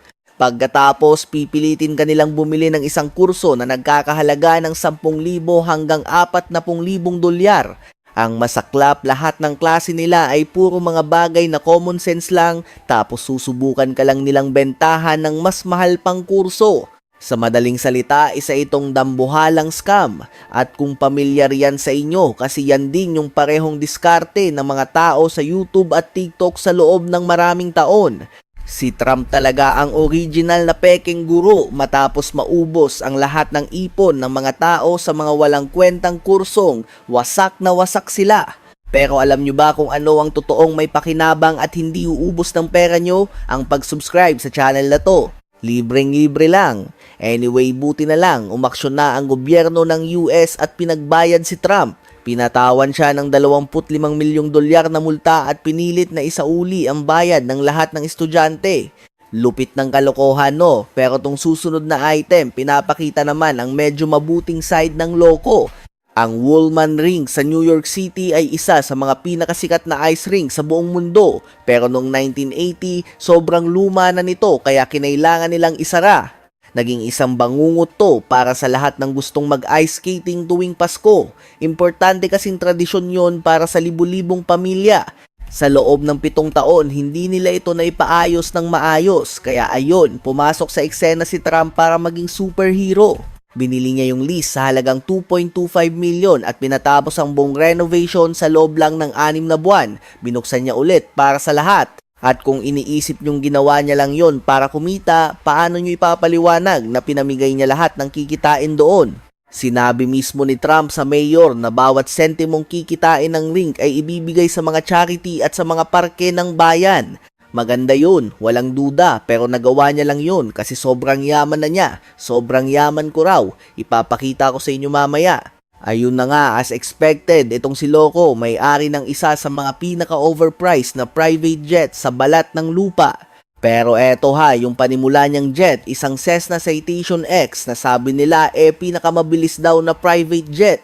Nagwaldas siya ng mga 8 milyon dyan pero hindi, kulang pa daw yun para sa kanya. Lumipas ang ilang taon tapos bigla, boom! Nag-level up ang lolo mo sa isang jet na nagkakahalaga ng $100 milyong at grabe, sobrang siraulo tong isang to. Ang tawag nila, Trump Force One, syempre naman. At dahil sa kanya yon, abay kailangan talagang tapalan ng ginto ang lahat ng pwedeng tapalan. As in, gold-plated ang seatbelts, ginto ang frame ng bintana, ginto ang lababo, pati ba naman yung mga shower ginto rin. 3 beses to kalaki sa ordinaryong private jet at kasya ang hanggang 44 na tao. Sa loob, may dining room, may sariling TV area na may surround sound, mga kwarto, at isang kumpletong gourmet kitchen. Sobrang kumpleto sa gamit, baka nga hindi na nakakainip lumipad dito eh. Kaya kapag hindi siya nakikipaglandian sa mga cabin crew sa jet niya, siguradong may bisita siyang sikat na artista sa isa sa kanyang sandamakmak na dambuhalang mansyon. At yung pinakamura niya, nagkakahalaga pa rin ng 2 milyon. Nakatayo lang naman to sa gitna mismo ng golf course niya sa New Jersey at kompleto sa basics. Alam mo na, dambuhalang heated pool, mga tennis court, gym, helipad, yung mga karaniwan lang. Para maging patas naman, kinailangan niyang bilhin yung buong golf course sa halagang 35 milyon. Kaya siguro medyo naramdaman din yon ng bank account niya. Pero yung susunod niyang mansyon, eto na yata ang pinakabaliw na lugar na nakita ko.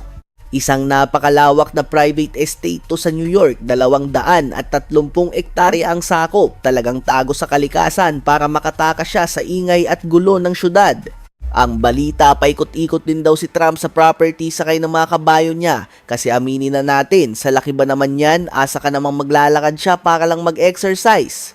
At kung sakaling pagpawisan man siya, pwede siyang lumublob sa isa sa 3 swimming pool niya. Oo, 2 sa labas at 1 sa loob. Grabe, sobrang OA naman ito para sa isang tao lang. 60 kwarto, 60. Pero dahil halos nasa gitna ito ng kawalan, 7.5 milyon lang ang bili niya. Yung sunod niyang property sa Palm Beach, Florida, medyo mas mahal na. At dahil dito siya halos umuuwi nung presidente pa siya, itong mansyon na to puno ng mga kung ano-anong sikretong gadget. Halimbawa, kung may sumubok-sumugod, may tagong daanan sa ilalim ng lupa para makatakas. At kung sakaling maisipan ni Kim Jong-un na padalhan siya ng bomba, safe na safe siya kasi may 3 magkakahiwalay na bomb shelter na nakakalat sa property. Pero kapag gusto lang niyang mag-relax, pwede siyang tumambay sa pool na katabi ng dagat o kumain sa isa sa mga restaurant na literal na nasa loob ng bahay.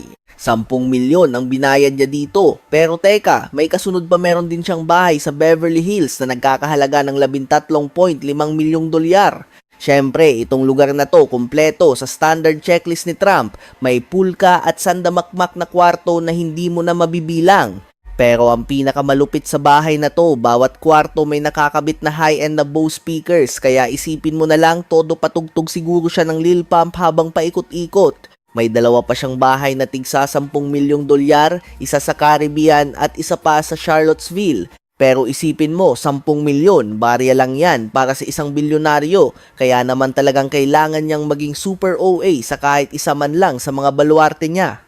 At hinding-hindi mo to mahuhulaan, pero ang pinakamahal niyang tirahan ay hindi bahay kundi isang apartment. Isang penthouse na may 3 palapag para maging eksakto na nasa tuktok mismo ng Trump Tower sa New York City.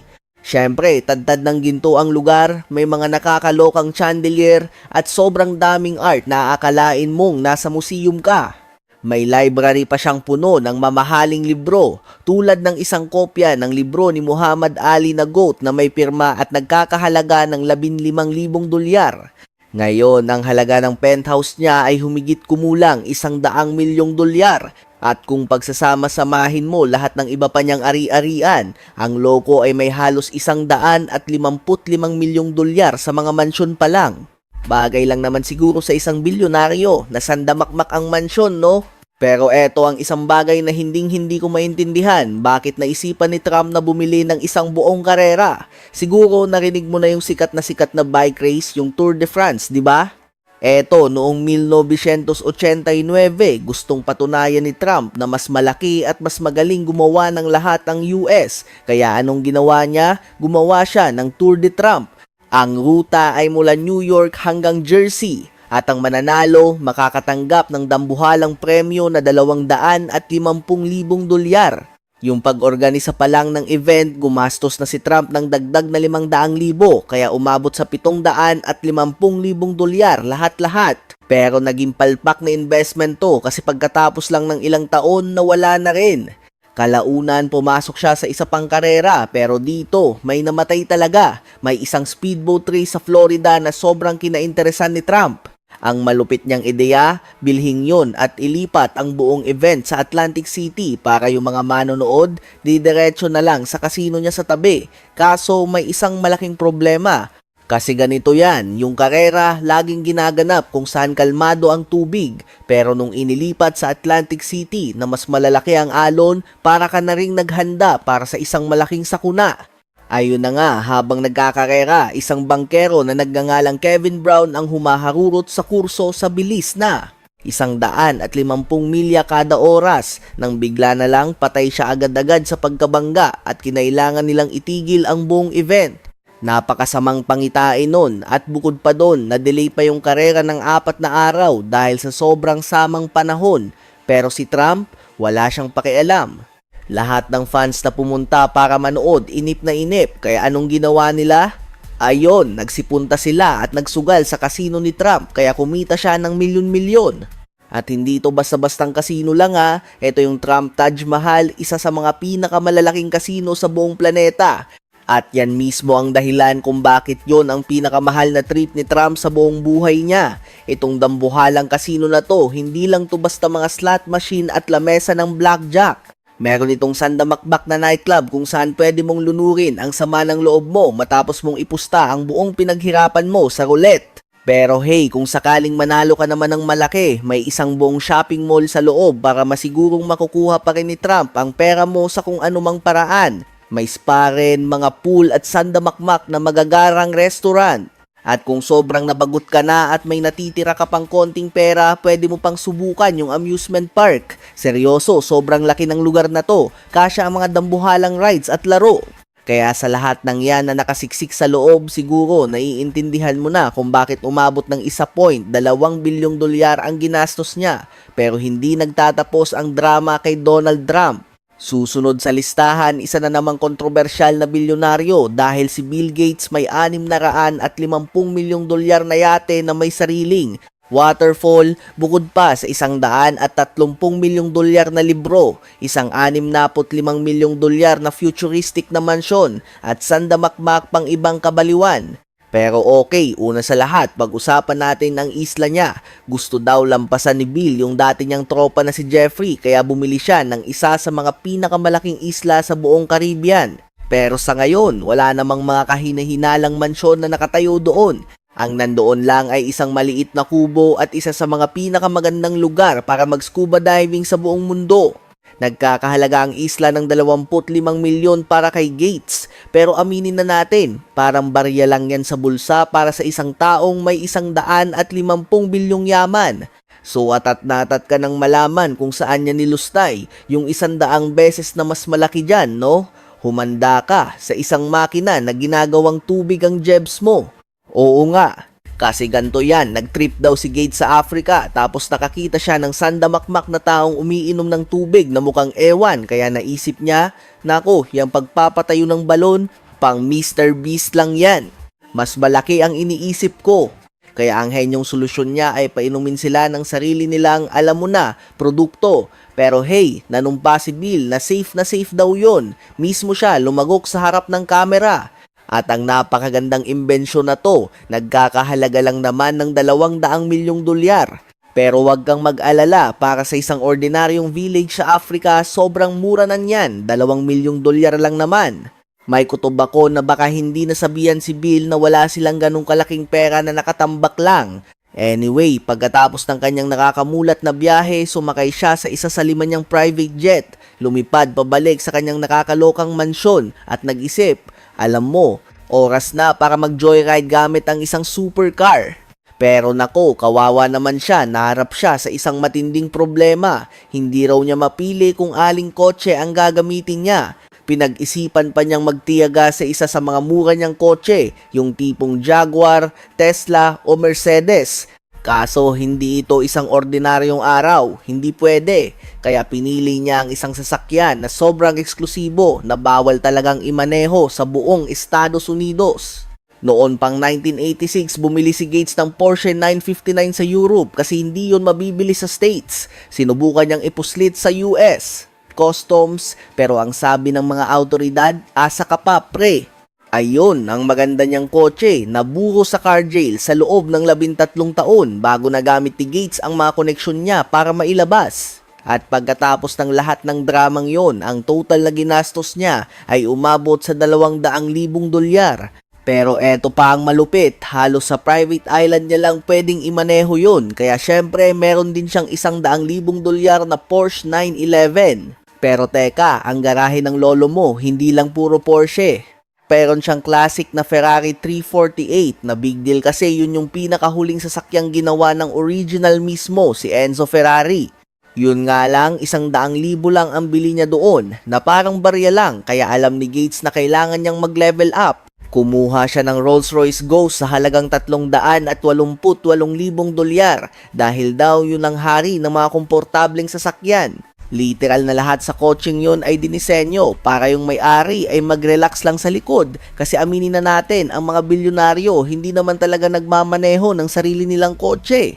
Pero kahit na ganon, ang buong car collection niya ay kakarampot na 1.2 million lang. Ibig sabihin, mas malaki pa ang binulsa ni Bill para sa isang painting ng isang lalaking nawawala sa dagat. At hindi niya pinopondohan ang isang rescue mission. Naglabas ang loko ng $36 na milyong para para sa isang painting ng lalaking lulutang-lutang sa karagatan. Wala akong ideya kung bakit niya gagastusin yon, pero yun ang bumasag sa record ng pinakamahal na art na naibenta sa buong US. At huwag mo nang simulan ang usapan tungkol sa iba pa niyang art collection kasi ang kabuuan nun ay aabot sa $124 milyon. Pero ano naman sa kanya ang ganyang halaga kung mas marami pa siyang private jet kaysa sa pares ng sapatos mo?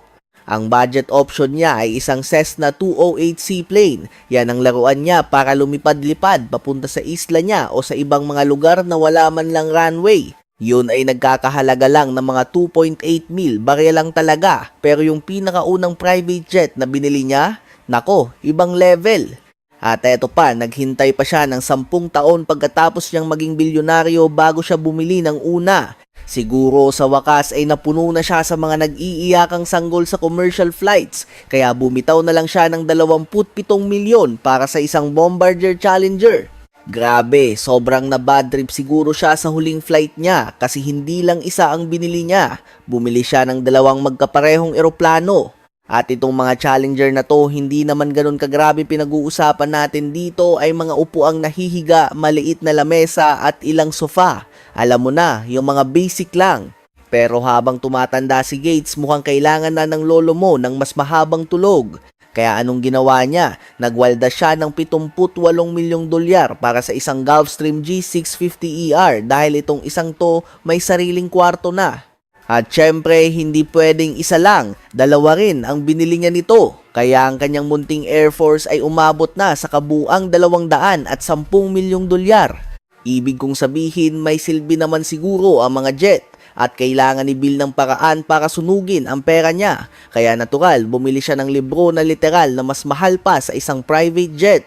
Ang tinutukoy natin ay ang sikat na Codex Leicester na sinulat lang naman ng nag-iisang Leonardo da Vinci. Sinasabing ito ay isang napakabihirang bintana para silipin ang isipan ng isang henyo.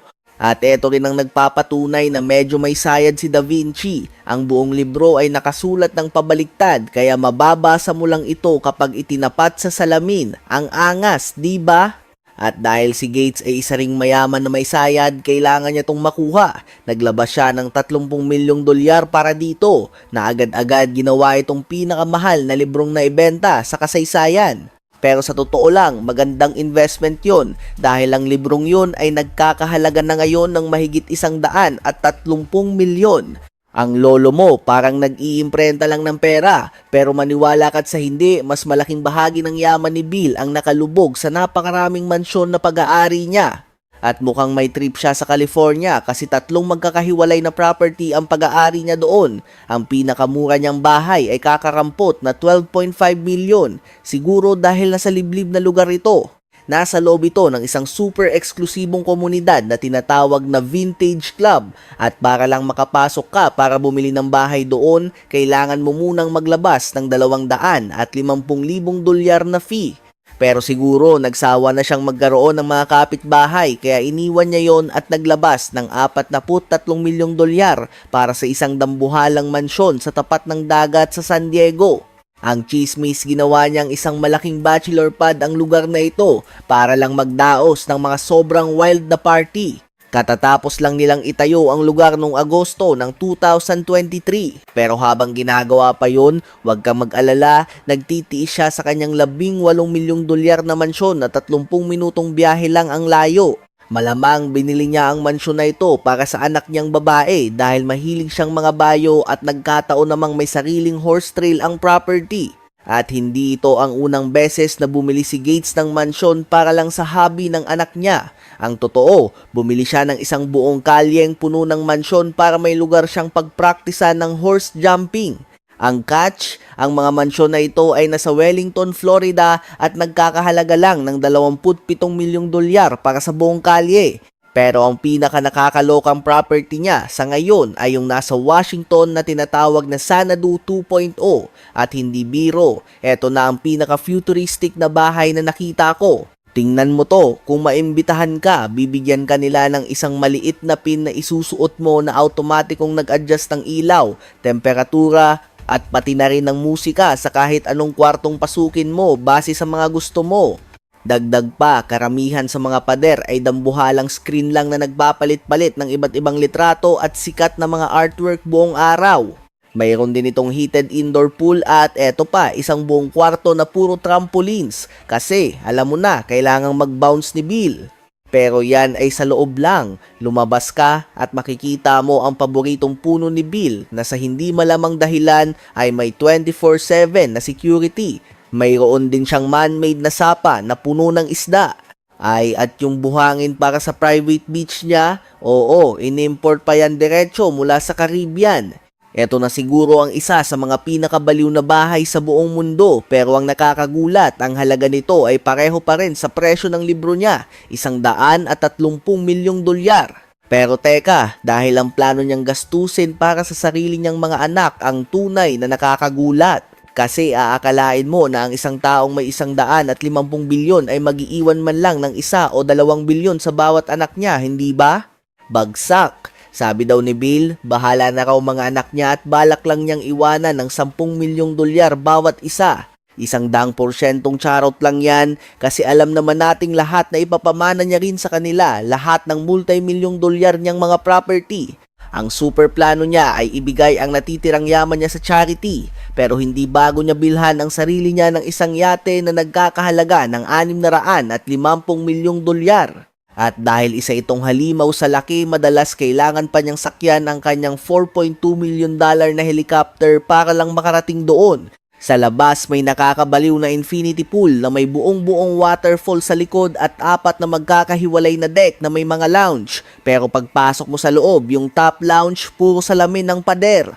Kaya si Bill 360-degree view ang nakikita niya kahit nasaan pa siya. At habang bababa ka sa dambuhalang spiral na hagdanan, makikita mo ang pasukan papuntang spa, hair salon at isang world-class na gym.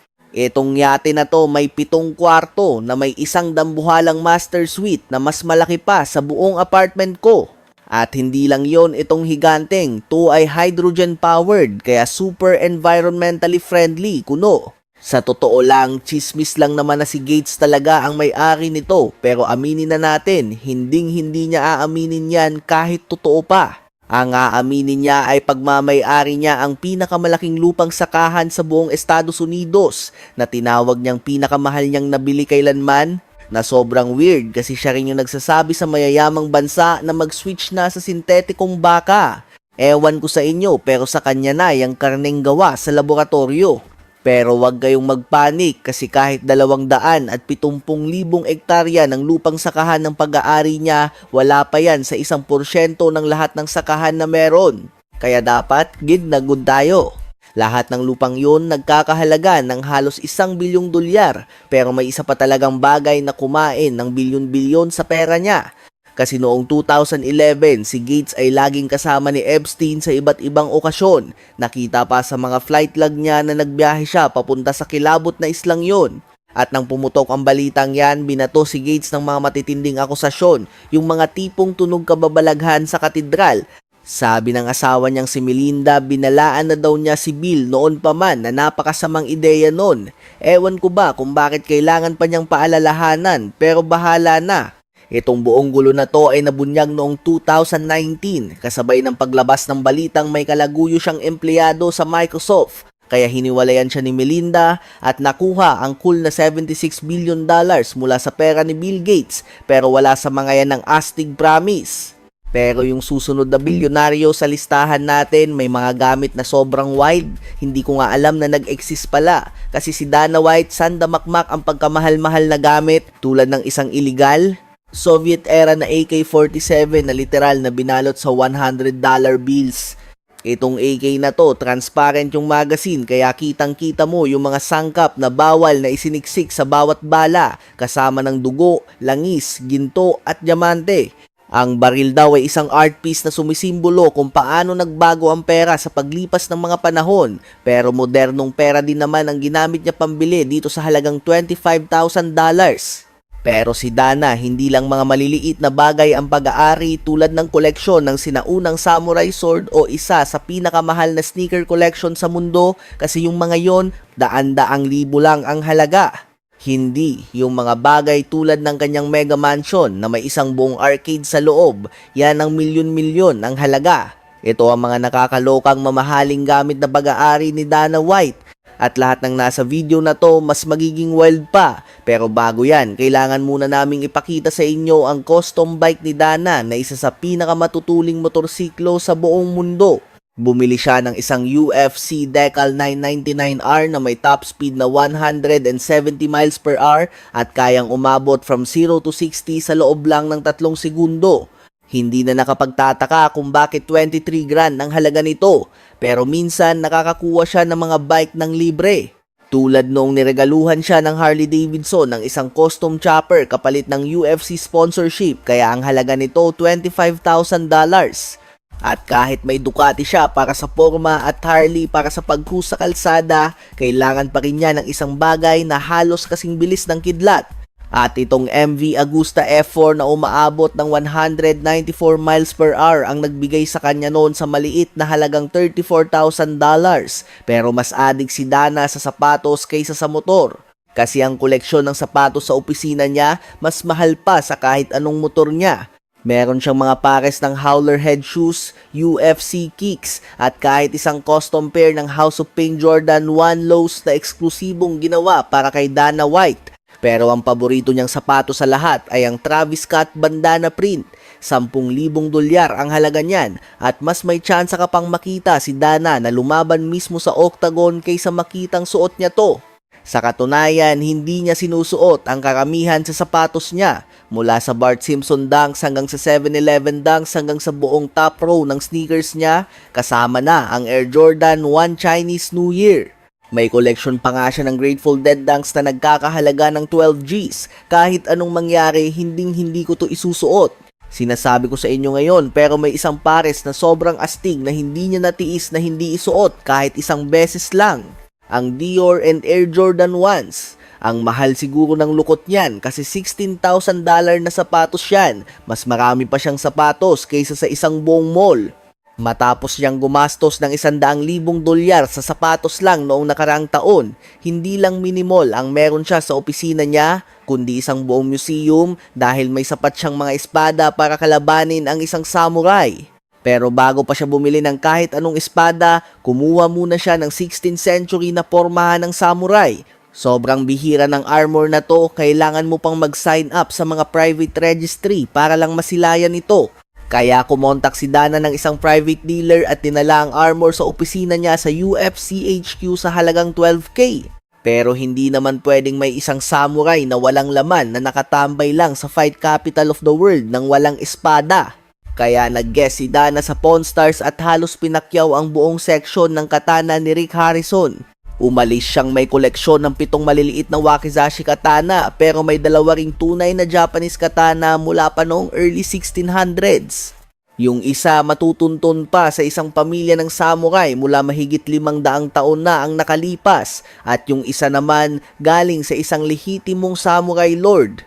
Ginawang kwarto ng armas ni Bruce Lee ni Dana ang opisina niya pero $69,000 lang ang ginastos niya.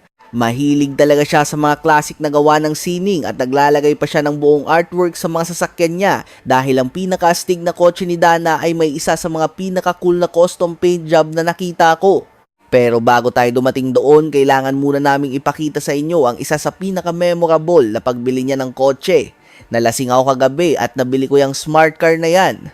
Grabe no, isipin mo sa sobrang yaman mo, kaya mong bilhin yung kotseng parang lata na nagkakahalaga ng $12,000 habang tepok ka sa kalasingan. Katuwaan lang. Pero wag ka, si Danny, malayo sa bitukan niyan ang pagiging makakalikasan. Kaya para bumango yung pangalan niya, namili siya ng mga luma pero astig na American muscle car. Ang mga pormang sasakyan sa koleksyon niya, mayroon siyang isang 1969 na Chevy Camaro, isang 1971 na Plymouth Barracuda at isang 1969 na Ford Bronco. Yung Plymouth Cuda na yan, pinasadya yan ng walang iba kundi ang alamat na si Chip Foose, galing pa sa show na muscle car.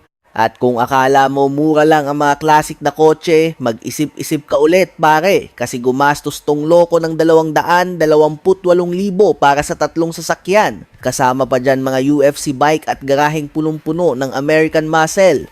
Seryoso, isang maling araw lang kay Dana, baka mag-John Wick na yan sa ating lahat.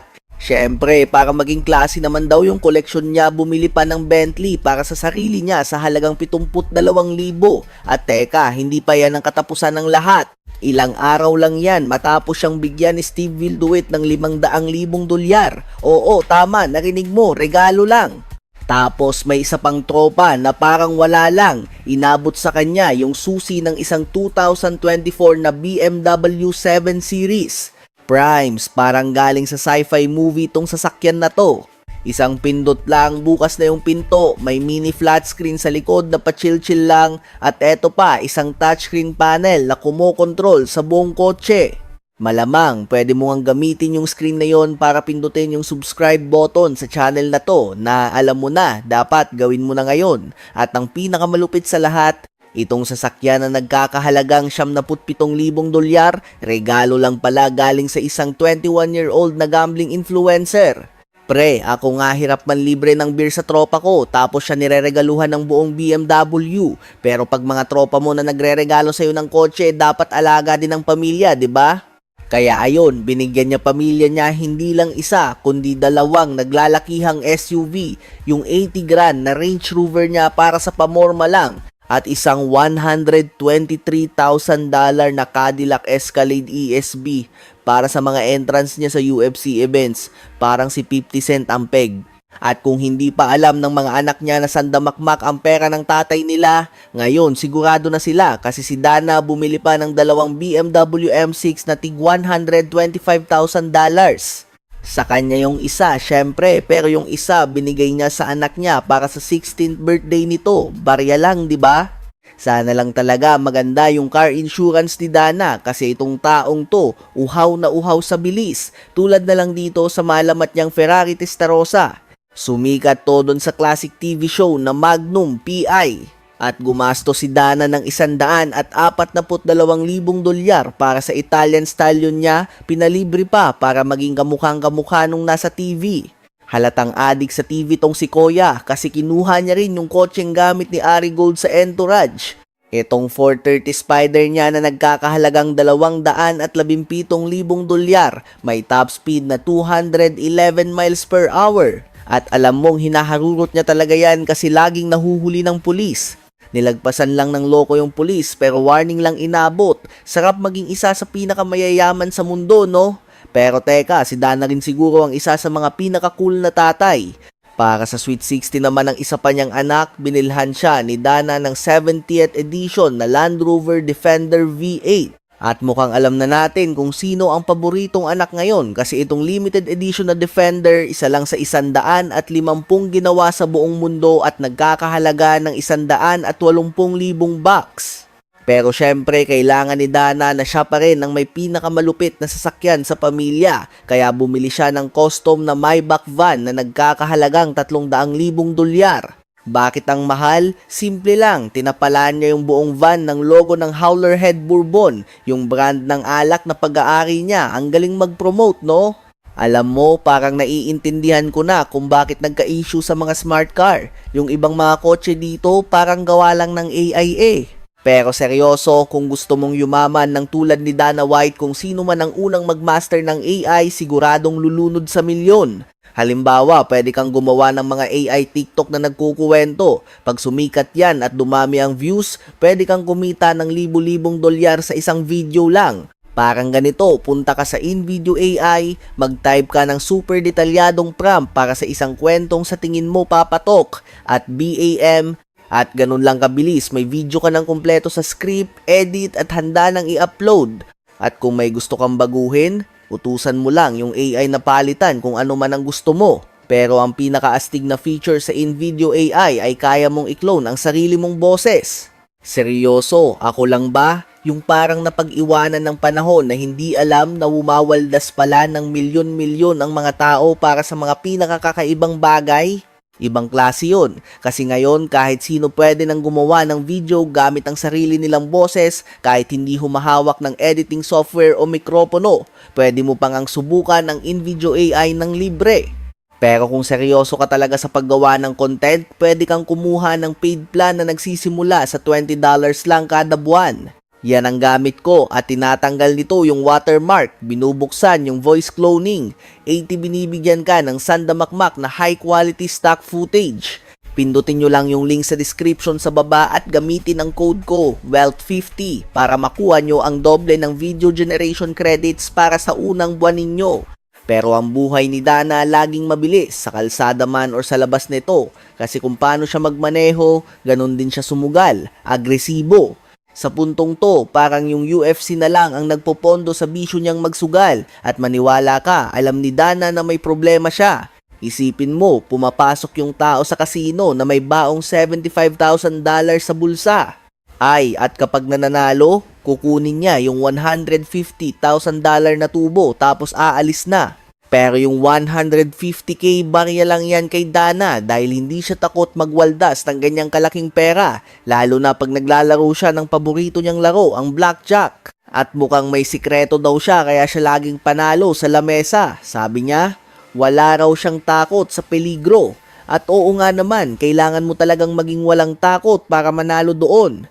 Gaya na lang nung isang tournament kung saan bumunot siya sa 17, ang pinakamalas na baraha, pero umuwi pa ring may 250,000 dolyar.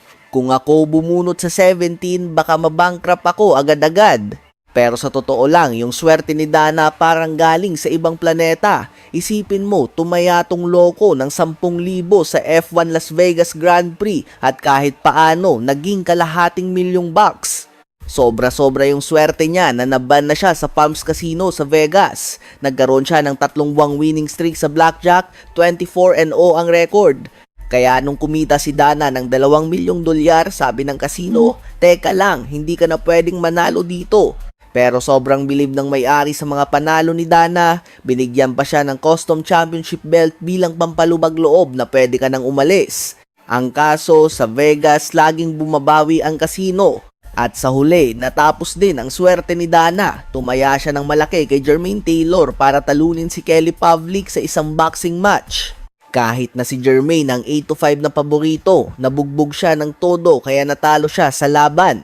Pero mas matindi ang tinama sa wallet ni Dana dahil nung bumagsak si Jermaine, natalo si Dana ng 1 milyong dolyar.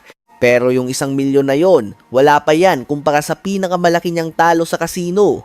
Sa Rio sa Vegas, sobrang nalasing si Dana kasama mga tropa niya at umalis sa lamesa na ang akala niya 80,000 lang ang talo niya.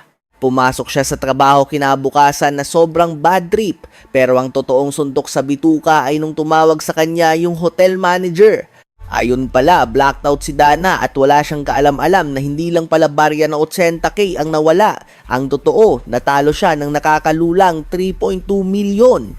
Matapos yung gabing yun na puno ng sakuna, nanumpa siyang hindi na ulit maglalasing habang nagsusugal. Pero ano ba, sobrang mahal niya ang Vegas para tuluyang iwanan ang pagsusugal. Sobrang addict ng gun sa Vegas kaya nagpatayo na lang siya ng sarili niyang palasyo doon mismo sa strip. Pero wag kang malito, ang trip niya sa real estate ay hindi lang yang isang bahay na yan. Tignan mo to, yung pinakamaliit niyang property ay isang 9,500 square foot na mansyon na tinatawag na Ultimate Fighter Mansion at hindi man lang siya doon nakatira.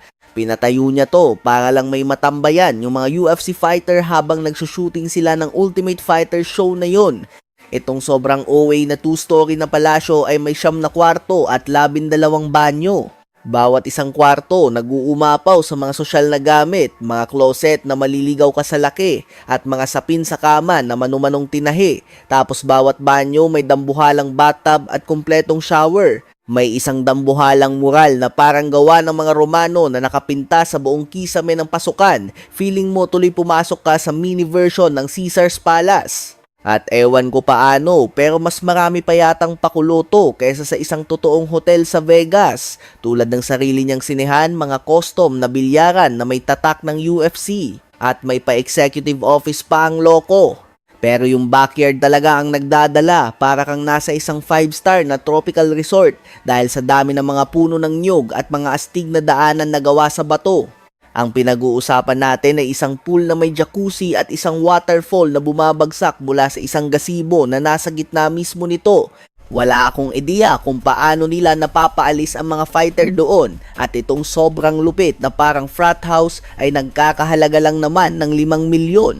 Pero kapag hindi siya abala sa pagbili ng mga mansyon para sa mga fighter niya, si Dana ay bumibili ng isang buong neighborhood para lang sa sarili niyang mega compound. Nagsimula ang lahat noong 2006 nang bilhin niya ang mansyon ng dati niyang business partner, pero palagi siyang nirereklamo ng mga kapitbahay dahil sa ingay na naging dahilan para magmulta si Dana ng $2,500 kada buwan.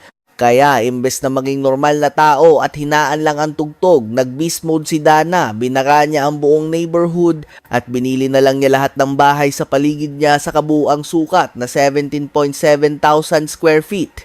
Mukhang nabibili nga ng pera ang katahimikan. At ang unang-unang upgrade sa bago niyang kaharian, sarili niyang gym na kumpleto sa gamit, pero hindi lang ito basta mga bakal-bakal.